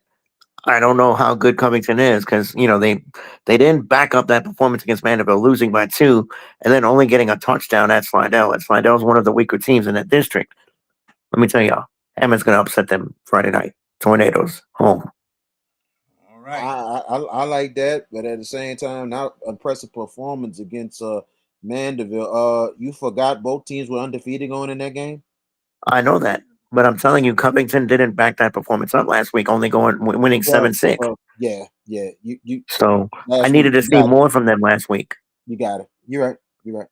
See, Last that's week. why you're third and I'm second. I'm just saying. Oh man, jeez. Oh So man. see, went off screen now. Oh man. All right. Here we go. Um, D2 Spicy picks Covington as well. Let's go to the West Bank of Jefferson Parish. Oh East boy. Jeff 3-3. Taking on John Everett. John Everett fighting for their playoff lives. Got to move up 9 spots within these next 3 games. Can they do it? East Jeff, they're right there at the border. Wins and they in. Who wins this game? 59% of the Instagram fans pick John Everett, and I'm with them. John Everett defeats East Jeff in a close one. Give me John Everett, VK. Not so fast, my friend. Not Oh, so fast. Not so fast. Yeah, John Everett is fighting for their playoff lives, but East Jefferson is in the contention to win the district championship. And they are not going to let John Everett spoil that. Give me the East Jeff Warriors still in contention, and it could be East Jeff Riverdale for the district championship. a fool and his money are soon parted. Wow. Okay. Like You're I going said, against John East, Everett 2 weeks in a row, bro. I understand, but like I Okay. told you, the East Bank is ruling things this year in JP. That's Not with just all I Riverdale. gotta say. Not with East Jeff and Bonneville. If anything, it's Riverdale. But listen, John Everett, man to man, mano a mano, has a better football team than East Jefferson. And in the grand scheme of things, Everett's gonna have to win out to even find a chance in the playoffs. I think they used this game as another springboard. They looked robust last week against Bonneville, shutting them out 28-zip. Um, Even if Everett makes the playoffs, it's a one and done situation probably if they get there. But I'm picking them this week. All right, there you have it. Next game. Jesuit going to the Shrine to take on John Curtis. 70% of the Instagram fans pick John Curtis. Who gets the win? Curtis got one of the best defenses in the entire state. Their offense just can't put up enough points to win. They beat Brother Martin 17-14 last week. Got a game-saving interception. Jesuit, they've been in some tight ball games. Got a big victory over St. Augustine. Held Edna Carr to 21 points last week. With that being said, I'm going Curtis again by a field goal. Another close win for John Curtis, man. Their defense comes through and they'll make something happen. I got Curtis in a close one over Jesuit. VK. Oh, this is gonna be a great ball game here. Once again, this is gonna be a classic defensive battle. Shout out to Charles Allen. We got that score exactly right last week. My God. And I tell you, man, this is gonna be coming down to the wire. And I'm gonna agree with Jared. That John Curtis defense is really good. I'm gonna go with the Patriots. And don't be surprised. 10-7 is the final score. Devin says 13-10. Yeah, I Devin. like John Curtis got Carr University next week. Yes, they do. Go ahead, George. You know, I mean, we talk about how great Curtis's defense is. Their problems lie on the offensive side of the ball. We've made that abundantly clear. Jesuit, though, single-handedly put up the best defensive performance against Endicott than anybody has done this year, holding them to 21 points. And that's a car offense that could score 40 in their sleep. And Jesuit hung in with them. Ryan Manali is a gritty coach. He wins a lot. I know it's late in the season and we're not supposed to pick against John Curtis this late when the stakes are high, seeding and all that stuff. I'm going to break that rule. I'm going with the Jays. Jesuit pulls the slight upset. Ooh, D2 Spicy. She said, we know Pepper's going to go with John Eric. Oh, yeah, well, of course. Of course, he's going to go with John Eric, of course. D2 Spicy also says Jesuit. All right. Now, the game that's happening tomorrow on the Crescent City Sports YouTube page, and our one and only VK Jones will be calling the game tomorrow on CrescentCitySports.com or Crescent City Sports YouTube page. You can go to either one to see the game. Is that in the car? Going to Tag Gormley to play Warren Easton, I think, at 6:30 or 7, VK? 6:30. 6:30 6, kickoff. 6:30, and 94% of the Instagram fans pick Edna Carr. VK cannot pick this game because he's calling the game. So I guess we got to figure How out about a something. key to the game? Huh? How about he gave us a key to the game? Well, key to the games for the key to the game for tomorrow more than anything else. Like Edna Carr is a big favorite. Warren Easton is just gonna have to really set the tone in the ball game, and really they're gonna have to score from the jump.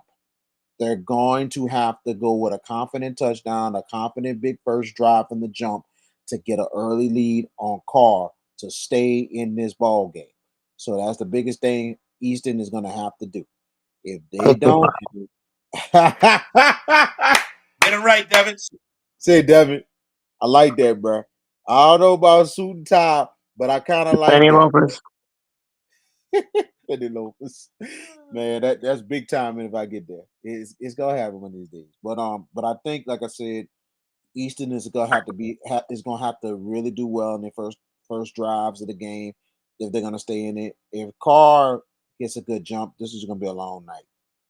So we will see in this ball game more than anything. But Easton has really got to come in confident, and they're gonna have to play with their head on fire more than anything else. Because right now, what they're winless in district, so they got to find a way to get it going, especially against their crosstown rival, which Right. has really not been a rivalry anyway. So At all. Not let's at just be all. I mean, honest. and the Carr has won with 11 straight on the football field. If And I'm not even counting the forfeit win. right, the last victory for Warren Easton, 2015, and that was Deshaun Capers Smith's senior year. You sure I'll say 2015? this, You sure? Positive. I I, called that game from Pan American Stadium. Then that was Tony Hall's last year. You sure it was 2014? No, wait a minute. 20. I, I I'll think look it up. so. I'll look it up. I Look got it you. I up. got Look it you. up. I'm Look gonna it look up. it up. Well, But while y'all looking, I'm gonna pick right quick. Edna Carr gets the win. What's up, franchise? Franchise says Manchild has a big game tomorrow night. Edna Carr. Go ahead, me? George. Yeah. Okay. Since you and I can pick the game, I'm gonna give listen, VK another game though. I'm gonna give him another game to make it even. yeah, we'll do that. Yeah. Um, maybe an easy one. Just get his confidence right. But just saying. Listen, Edna Carr's won what, 11 in a row? You said Yeah, in that's this why I'm series. asking him. That's why I'm asking him. If About anybody, if any year Warren Easton was going to get him, it would have been last year because that was the hype team. Remember, we were on 1008 last year, and Cole was singing the praises of Warren Easton. Now, this is the year they're going to beat Carr by 17, and they got whacked badly. yeah. If they couldn't do it last year, and Warren Easton put up a bagel last week against Rummel, 14-0. Carl Reed didn't even break 100 yards passing. That Easton offense is struggling. Jerry Phillips, your team's got grit and character, but Carr is just at another level. They are just completely at another level. I'm picking it in the car. Okay. I'm still looking, VK. I am still looking. I'm gonna find this. Yep. 40-14 in 2015, October 29th. I was All right. on the call at that You know, game, Pan American Stadium. you know what? You know what I didn't think about? I didn't What's think that? about the couple state championship games that they lost. I didn't think about that. So yeah, that sounds. You're right. And actually, it was actually wasn't it was the year after Deshaun K. Smith left. It was Tyreek Starks Tyree who was the Starks. starters, and he had Gotcha. like big game for him. Yeah, I know 2014 they lost to Kenny. That I knew about. All right, cool. Kenny got the stats also. Our boy Kenny. All right. So that's it for NFL Warren Easton. South Plaquemines going to Country Day. 84% of the Instagram fans pick South Plaquemines. I'm going with Coach Feet and his team, the South Plaquemines Hurricanes. VK. Coach Feet will keep it going for South Plaquemines, a couple steps closer to a district championship. South Plaquemines. Yeah, only thing about that is that last game is against Newman. George Peppers. Yeah, yeah, that's going to be a tough one there. But centering on this one, Country Day lost to Sarah Reed last week. Things there's problems there. And no disrespect to the Olympians, but that program has struggled mightily. The Hurricanes are the one seed right now in Division Four non-select. They are the number one seed. They're trying to protect it. This is a good matchup here. I think that the Hurricanes, gets the W. Wow, Feet and the company get the W. South Plaque. Kenny says over by halftime. Franchise and spicy, D2 spicy. They both say South Plaquemines with the win also. Actually, South Plaque #1 in Division 4, not select. Yeah, yeah, non-select. That's what I said. Yeah, you said division. For a second, I thought you said Division Division 4. 4. I thought he Oh, said 4. Division 4. I Division thought he 4. said Division 4. Okay, All right. good, My y'all. bad. We good. No, all good, all good. We good. St. James, Donaldsonville, the big rivalry game. 89% of the Instagram fans say St. James gonna win, and I'm with them. Wildcats, St. James. You hear that, TC? Go ahead, VK. St. James. This is basically the district championship game here. So St. James could be close early, but name the score in the second half. All right, George Peppers. There's not much to discuss here. St. James wins the game. They're getting more seasoned. Lamonte Davis has done a really good job getting this team to where they're at now. They win. Easy. All right. See Shelby and Kenny saying it won't be close. They get it big. Um, Franchise says St. James as well. Moving on. West St. John at St. Martin's. 60% of the Instagram fans said St. Martin's will win this game. I think this game is closer than most people are thinking it's going to be. I really do. I don't think St. Martin's will blow them out. It took Riverside, what, 3.5 quarters to really get going and stretch that lead out? No, no, the game was over at halftime. It was only 20-0. It was only 20-0. It was 20-0 at half, but then, I ain't gonna lie. Riverside started really getting going kind of Third like quarter. third quarter, Yeah, and that's what they I'm saying. really put away late in the third. That's how Yeah, I looked at that. that's what I was. Yeah, so we on the That's same how I page. looked at that. You know what I'm saying? It was a lead in itself, but credit West St. John a couple times making some stops in the game. Yeah, You know what I'm saying? So with that being so, but if Riverside would have made some of those mistakes or whatever, maybe it wouldn't have been not that close. But credit West St. John. I mean, like I said, they did not make things easy for Dedrick Lasty. yeah. And Lasty just caught fire like late to the third to the fourth, more than anything else. And Kendrick Johnson was your guy. He done it all. I got St. Martin still. What you got, VK? I would love to go the other way because the matchup really looks good for West St. John, especially athletically, Yeah, because of the fact that, and I told this to George, I don't know if that offensive line for St. Martin's is as strong as Riverside's. I really am thinking about this because the fact of the matter is, if West St. John can get this win, I mean, that's going to be huge for them going forward, especially being second in the district. And then on top of that, still getting some big power points for St. Martin's. yeah. But I think Harlem Berry is not going to let his team die. Close game, St. Martin's pulls away. GP. The only Saints that have won with regularity this year, because that ain't the pro team. But with that said, West St. John is better than what they played last week. And look, Jared, let me back up what I was saying. It was 7-0 into the second quarter, and West St. John had chances. When they didn't take advantage, in my mind, I say, you're not going to get all those chances again the rest of the way. And that's when Riverside established dominance in the trenches. Lasty had 117 yards in the fourth quarter. Not by itself, but that's what he had. I don't know, remember what he finished Third, with third, exactly. third to the Third fourth quarter. quarter. Yeah. Third to the He, fourth. they wore the Rams out. The Rams are a predominant running team, and if Harlan Berry gets off early and gives the Saints a lead and a cushion, I don't know if the Ram offense is good enough to withstand that and come back. I think the West St. John's going to have to break fast to have a chance at this. I just think Harlan Berry's too much. This is 2 weeks in a row you run into Division One type caliber players. St. Martin's gets the win. All right. But the scary thing about West St. John, they're very, very young. Yep. Like this, they can make a good run this year, but next season, West St. John That's is the going to be lookout. something. That's the lookout year next year. West St. John is going to be something to seriously reckon with next season. All right. Washita at Neville. 96% of the fans pick Neville. I'm picking Neville. Who you got, VK? Neville. Neville. All right, George, who you got? Neville. Neville.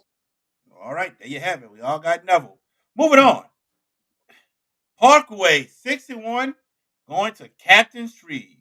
82% of the Instagram fans pick Parkway.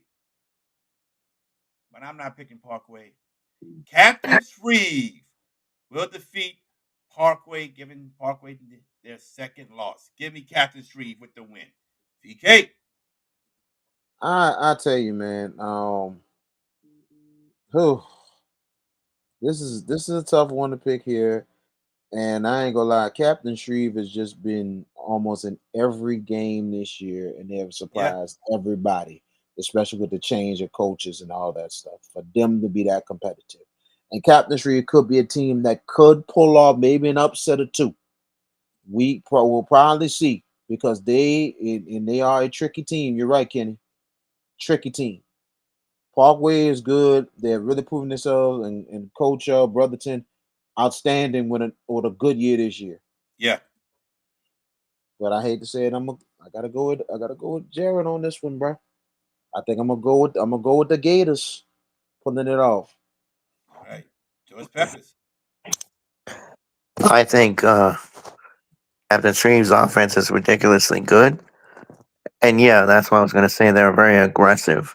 Um, for Parkway, though, Coy Brotherton has done yeoman's work this year. A team that was young against Bell Chase in the playoffs last year, they weren't ready to compete at that level. This is a good spot right here for Parkway to go in there and get the win. But I feel like the home team's going to catch a defensive break at some point and get some separation. Captain Shreve is my pick as well. All right. D2 Spicy and Franchise. They say Parkway will get the win this Friday night. Here we go, guys. Big time rivalry game. Same district. Played for the state championship last year. And we're not getting to the legal issues that happened. We have to get to that. That happened after the state championship game. We're going to leave that alone. Because that's going to be settled Friday night in Opelousas. Cecilia traveling to Opelousas. Does Cecilia get revenge after losing to their district rival in the state championship? Or does Opelousas say, we put a beat down on y'all for the legal issues that came about after that state championship? Woo, man, I see that Opelousas defense once again manhandling Cecilia like they did in the dome. I just don't see Cecilia. They got Diesel Solari, great player. I just don't see Cecilia stopping Zachary Malvo and Deshaun Ford. I just don't see it. I'm with Opelousas, y'all.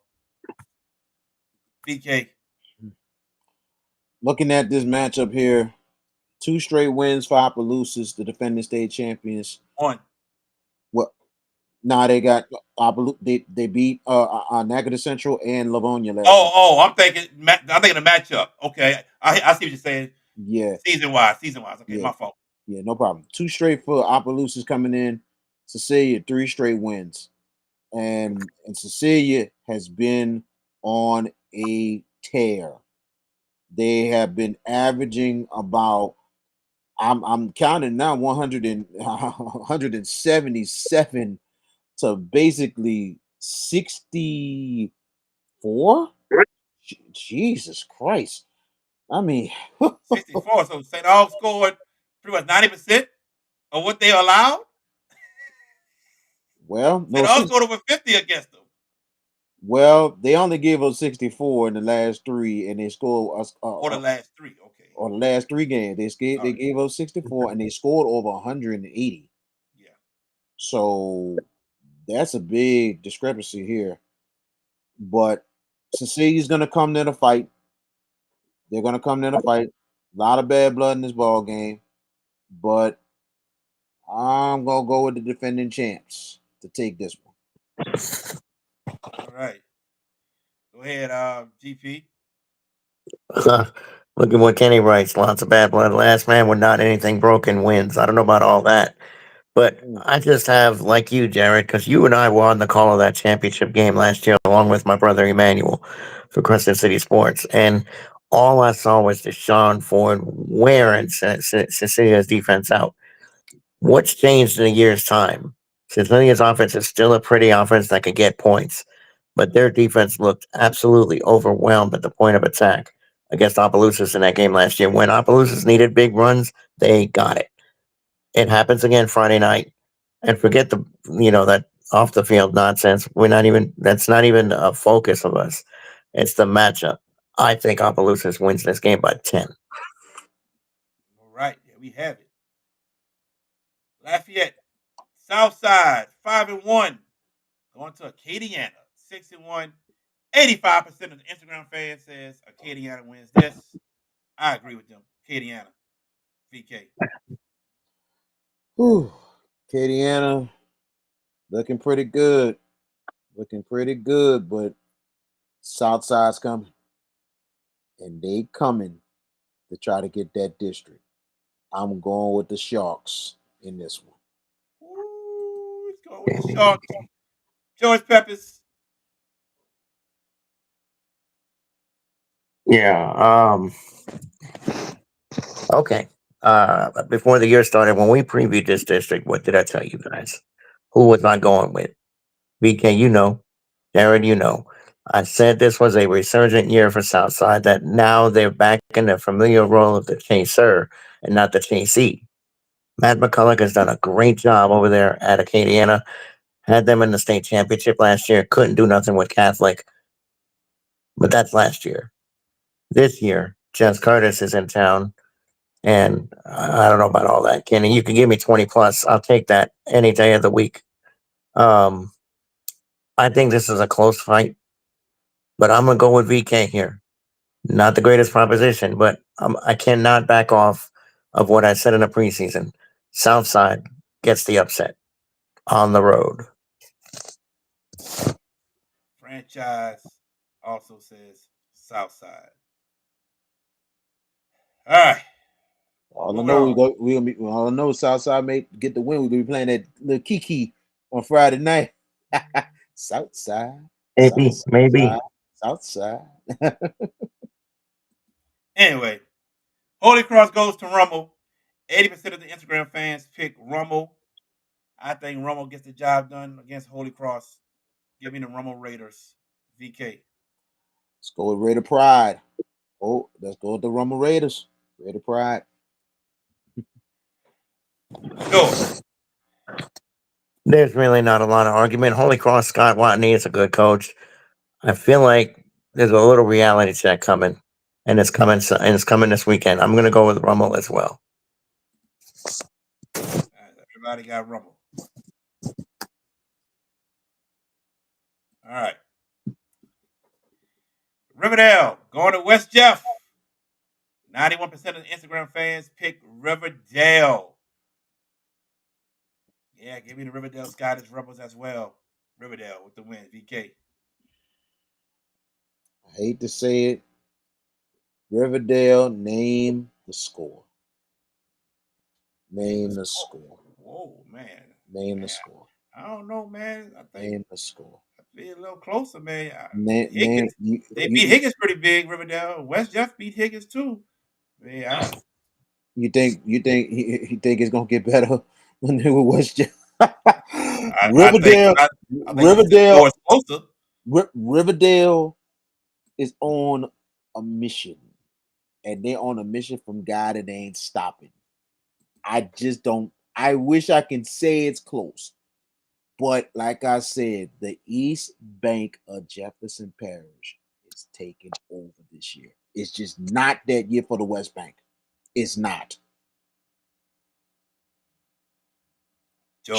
Shaw's the only school. So sorry. Hmm. What's the old rule? As an Arid alum, I don't pick West Jeff, but no, let's talk about the game itself. Riverdale, if you're going to try to pick West Jefferson, this is the analogy you can think of using, and I think you're stretching. And that's this: Riverdale put all their eggs in the Arid basket a couple of weeks ago and got the job done.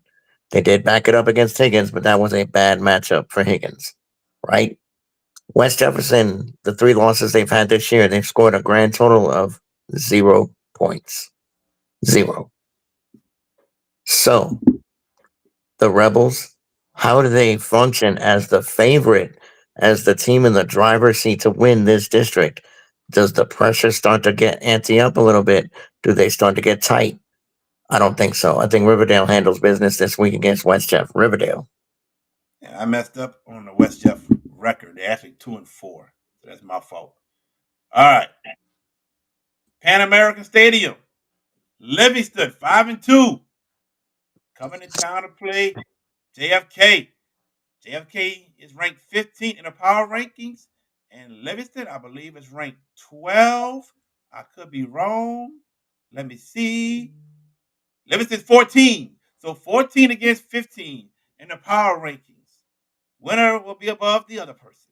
And JFK will be moving on up again in the power rankings. JFK, VK. I agree with this one, but at the same time, not gonna be an easy game. Livingston's a really good team, really improved this year under Coach Devin Francois. I expect this game to be close, and Kennedy will get the win at the end. Cougars. He says close. All right, who you got, GB? Mm, I don't see it. I think Kennedy wins. I don't want to say name the number, but I do think they win resounding, a convincing win. I think something in the lines of 14 to 17 points. Kennedy gets the win. All right. Catholic League play Saturday, 7 o'clock. St. Augustine at Brother Martin. St. Augustine has had two back-to-back heartbreaking losses. Can they pick up the pieces, glue them back together, and get a must-win? This is a must-win for St. Augustine. Brother Martin trying to stay up there where they are in the power rankings, number 8. They want to win out and get a bye at least, if not a first round home game. Who is going to win this game between St. Augustine and Brother Martin?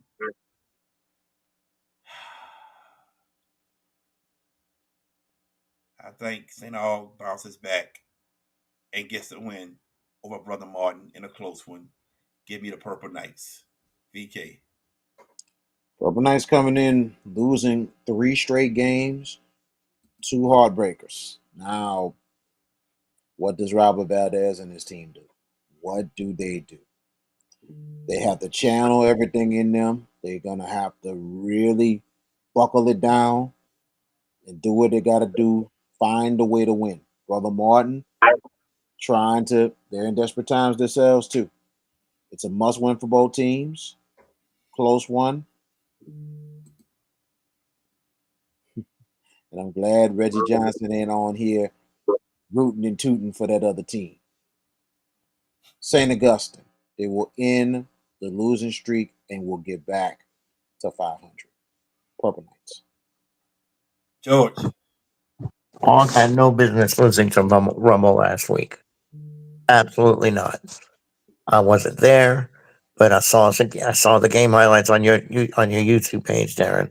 Thank you. You're welcome. I don't know how they lost that game. I mean, Rummel is a very good football team. They're probably the second best team in that district. You can make that argument. Brother Martin has had a solid year. Mark Bonise has done a consistent job year in and year out. For St. Augustine, though, since Edna Carr, they've not been the same team, confidence wise. I don't think they have their mojo. They got it early against the Raiders, but that's a team they always have trouble closing out. Even when Jay Roth was coaching, they just could not figure out a way to beat that team on the consistent level. This week, though, it's an opportunistic matchup. I think the athletes of St. Aug present an edge, and I believe the Purple Knights get on the district scoreboard and get the win here. It's a close game, but Aug gets it done. D2 Spicy says, Brother Martin. Yeah, Austin. Yeah, I mean, it's like I told people. You look at those two turnovers, the fumbles. It was within scoring position for Rumble. They were like 20 yards to score. That's it. And that's the two touchdowns they scored. Other than that, they got two field goals. But you take away those turnovers, Rumble really had trouble moving the ball against St. Augustine's defense. Three And it three devastating losses in homecoming for St. Augustine, and that's one of them.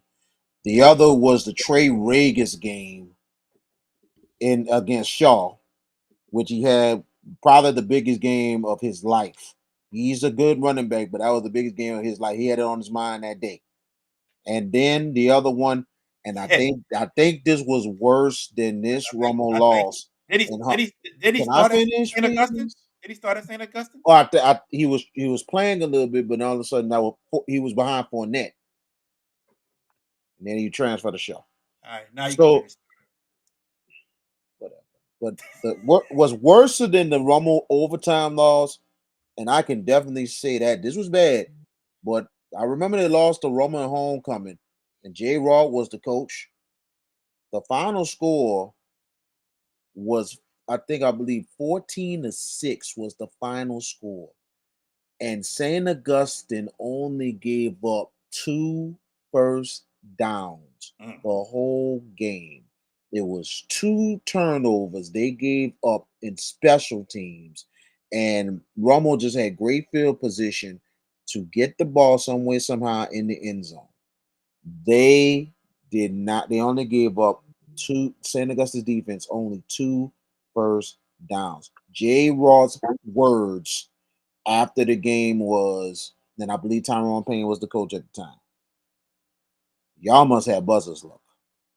And that was his words after that ball game. That right there was worse than that overtime loss. 2 first downs, and we don't give up two first downs, and we don't win. Stop scheduling Rumble for homecoming. Y'all gotta stop that. You gotta stop it. All right, last one, y'all. Patrick Taylor at Thomas Jefferson. 55% of Instagram fans pick Thomas Jefferson. Who gets the win? I think Patrick Taylor gets their first win finally over Thomas Jefferson. VK. Man, it's been ups and downs for Patrick Taylor this year.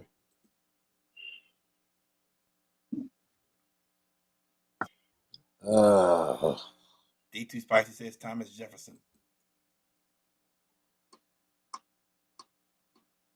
You know what? I'm gonna do this since I'm the newly representative on the athletic department. You know what? PT, Oh boy, PT, we gotta stop. We gotta PT. stop picking their games. We don't want VK to get fired. We gotta stop picking their games now. George Pappas. My fan base, right? Patrick Taylor. Um, Boy, that's been a rough go of it for Kenny Bourgeois and that group this year. And Thomas Jefferson, not really a lot better, 2-5. But I was thinking y'all too were gonna go with. Well, I knew VK was gonna go with Patrick Taylor. I thought for sure, Jared, you would go with Jefferson. I mean, TJ. I'm not. I'm gonna go with Patrick Taylor. I think this is not a game for the faint of heart. It's not gonna be pretty, but Patrick Taylor gets the W. Low scoring. Winning ugly. Yep. All right. They'll get better. I tell you one thing, they're gonna get better. It's shocking. It's not shocking. It's not shocking to me. Sheldon, It's not shocking to me at wait, all. wait, the Patrick Taylor record? It's not shocking to me at all. Man, we pretty much said that we thought they had a chance to win. Now we're more shocked that they're not doing well in district. I'm That- not shocked that they was gonna struggle, but I'm a little shocked in the district. I'm shocked, man. That's on the shock list. They got out of Kennedy in Livingston district. They out of that. I really thought they would have done so much better in this district with Fisher and Haynes and Jefferson Rise. I was like, they're gonna do well. I think the young players more than anything else has probably got the confidence shot more than anything else, especially on that tough schedule. And you would think they would be more battle tested and ready to roll for district. They probably was completely worn out after all that. So now they just got to play for pride, and you're just gonna hope. You're just gonna have to hope for Thomas Jeff for Patrick Taylor more than anything else that eventually they will get better. I'm saying that because I've seen it too many times with certain teams. When you lose a majority senior laden team, you better hope you got about a couple of talented players next season for a young team if you're going to do something. Because maybe I'm gonna say 7, 8 times out of 10, you're going to struggle. You're going to struggle. That's just what it is. You're going to struggle. I was on a St. Aug team when I was a sophomore, my first year. We were 2-4. We had to win 5 straight to make the playoffs, which we did. So plain and simple, when you have a young team, you're going to struggle. And if you get rolling late, that'll be good. That's good momentum going into the next season. But sometimes things might be a little bit worse because you might not be too talented. You might have a lot more work than you have. This is what it is. Yeah. This was a district they could have competed in. I agree. Yeah. I totally agree with you. I'm more shocked that they're doing it, but I'm not surprised with the record. It's the fact, and you're seeing it also a little bit, and thank goodness that STM is starting to get it together, but they had their struggles. And I said it myself, when you lose a lot more than you do, you're gonna have a lot more work. So you better have maybe a couple talented players to help you. It's a rarity when you have a situation like a West St. John that's on the cusp of really being good because they got good talent young players. Like with Riverside, it's a different situation because they're still young, but they gained a lot of experience the year before going to the Dome. And it's amazing how good they're going to be a year after. Oh, Riverside. Yeah. So it's rarities like that. But sometimes when you lose a lot more than you do, it's going to be work and more work. That's what Patrick Taylor's going through. But yeah, it is kind of shocking that it could have been better. They could have at least been in the race, or at least got at least 2. If they don't win a district, at least get 2 wins in the district. Yeah, I thought they would have been in the running for this district championship this year. So it is kind of shocking. But give a lot of credit to the team right now that is totally shocking everybody right now, and that's the Fisher Gators. Very Haynes? much improved.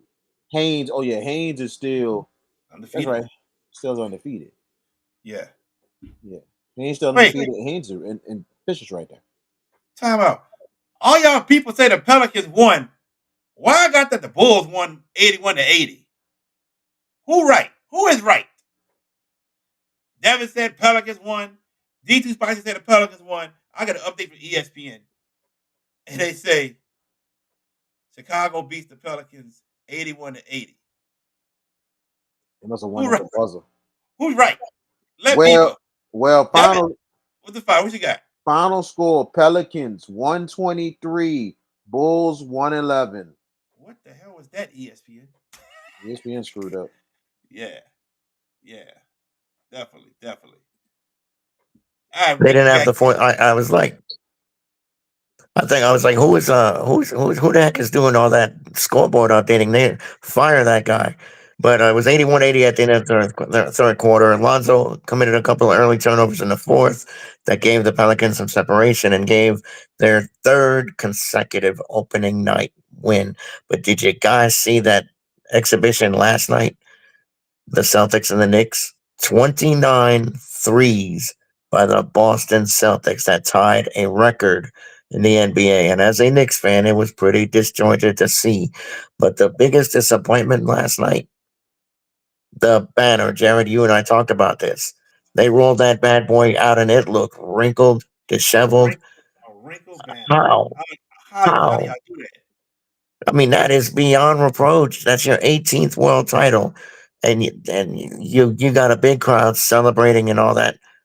Yeah, about that. And I just saw that. I don't know if y'all saw that. Liberty got knocked off, but in football. But no, that was embarrassing. And then the Lakers win last night, 110-103 over the Timberwolves.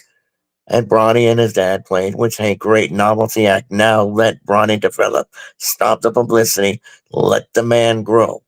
Let the man grow into this game. And if he's an NBA caliber player, it's gonna come out. The wildness though for me is that there are people thinking he's better than his dad. It's like, no, stop. Let him grow. Let him grow up. You know. And it was cool. It was a cool moment to see those two last night hit the court for 3 minutes. And the Lakers did win, but NBA season's just getting started. We got college hoops about to start here in a couple of weeks. Um, all right, Kenny. All right. You're going on one game in an 82 game season. You're going to make that proclamation. I'm making Freeze it it, too. sir. I made it when they won it last year. I don't know a team that can beat them this year. I'm Well, being honest. I don't know a team that can there's beat them. no way you could tell me Jalen Brunson only hit 1 3 last night. He's not going to do that again when they play them. Jalen Brunson's much better. Okay, and they still not beating that team. What game that I have to make up for? I guess you're I gotta. saying. I'm gonna look. I'm gonna look. Gotcha. I'll let And, you know.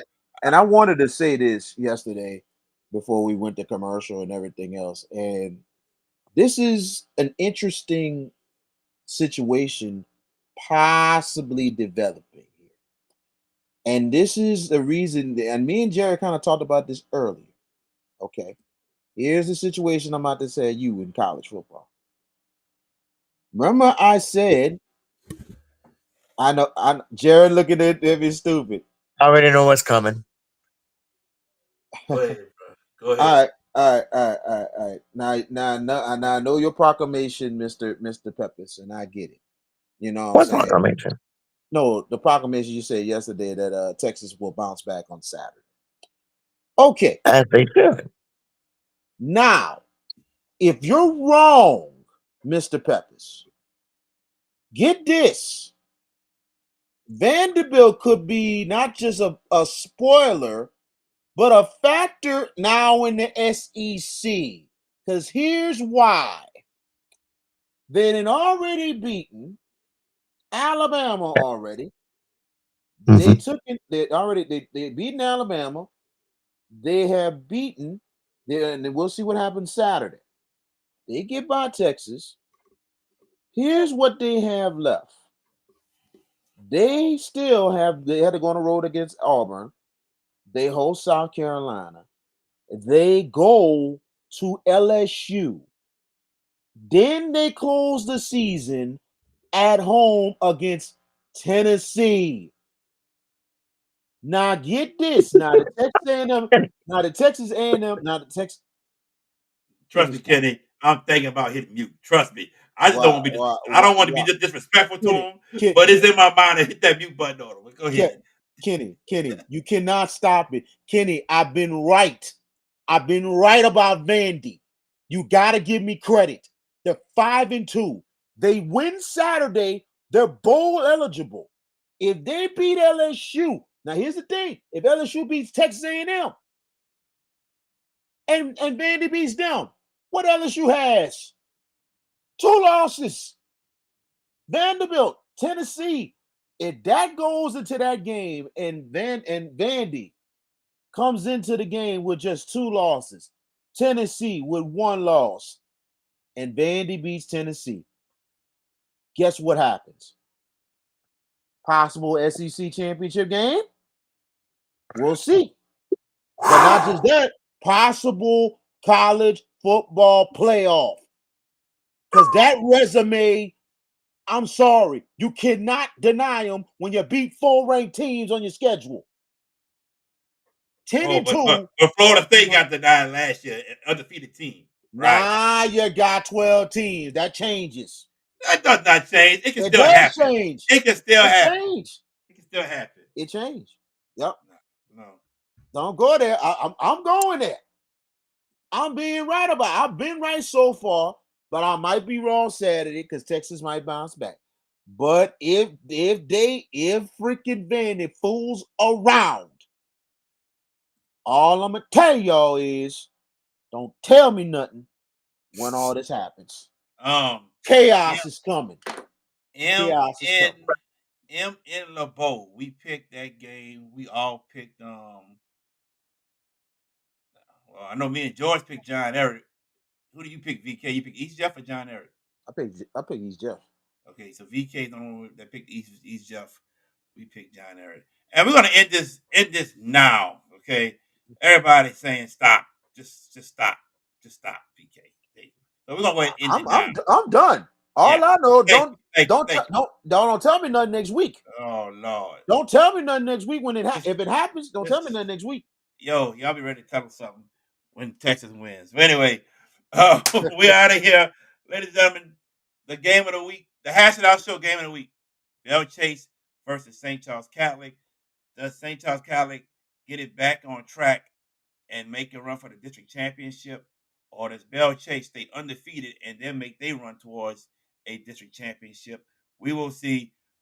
VK, myself, and George Peppers all will be on the air with the call.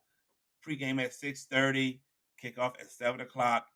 Game is on JB the Sports Guy YouTube page. We want each and every one of y'all to watch. Tell your family members, tell your friends, tell them all to tune in to that game. But it is our time to go. We'll be back Tuesday and Wednesday for the show. For VK Jones, for George Peppers, I am JB the Sports Guy. See y'all Friday on the Hash It Out Show game of the week. And then see y'all next Tuesday. Y'all take care. Hands up, hands up, hands up. If you winning and you don't give a fuck about a hater, tell them move. Clear my area, move. Clear my area, move. Clear my area, move. Clear my area. Cause I'm winning, I'm winning, I'm winning. I'm winning, I'm winning, I'm winning. I'm winning, I'm winning, I'm winning. I'm winning, I'm winning, I'm winning. Hands up, hands up, hands up. If you winning and you don't give a fuck about a hater, tell them move. Clear my area, move. Clear my area, move. Clear my area, move. Clear my area. Cause I'm winning, I'm winning, I'm winning. I'm winning, I'm winning, I'm winning. I'm winning, I'm winning, I'm winning. I'm winning, I'm winning, I'm winning. Green Law Firm is a full-service law firm specializing in personal injury, criminal law, successions, and family law.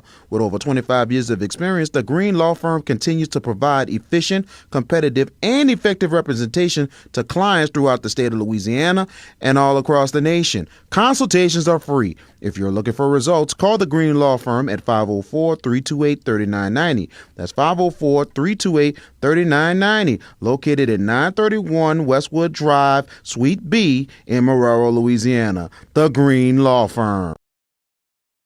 At Bayou AV Security, we are your one-stop shop for all your needs, whether it's enhancing your home entertainment system, securing your property, ensuring a seamless internet connection, or illuminating your outdoor spaces. We've got you covered. Bayou AV Security, where technology meets reliability. Call us today to experience the Bayou difference.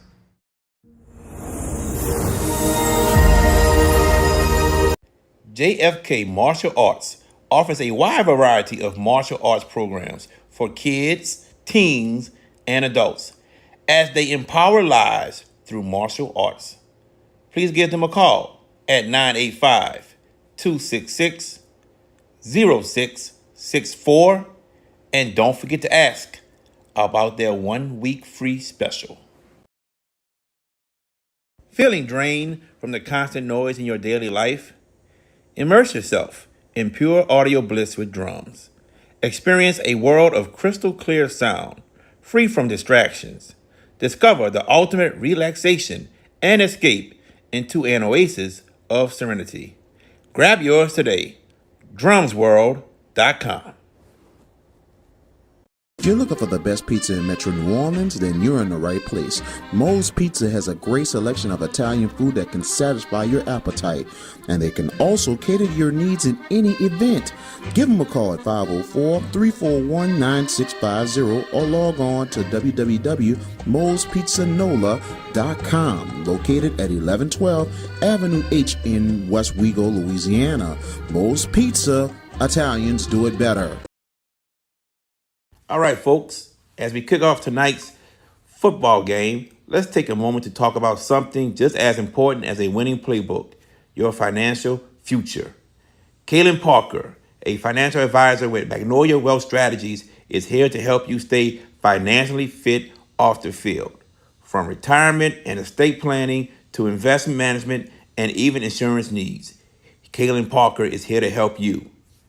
Reach out to Kaylin at 504-613-2161 or at cparker@financialguide.com. Thank you for watching the Hash It Out Show. Please like, subscribe, and comment.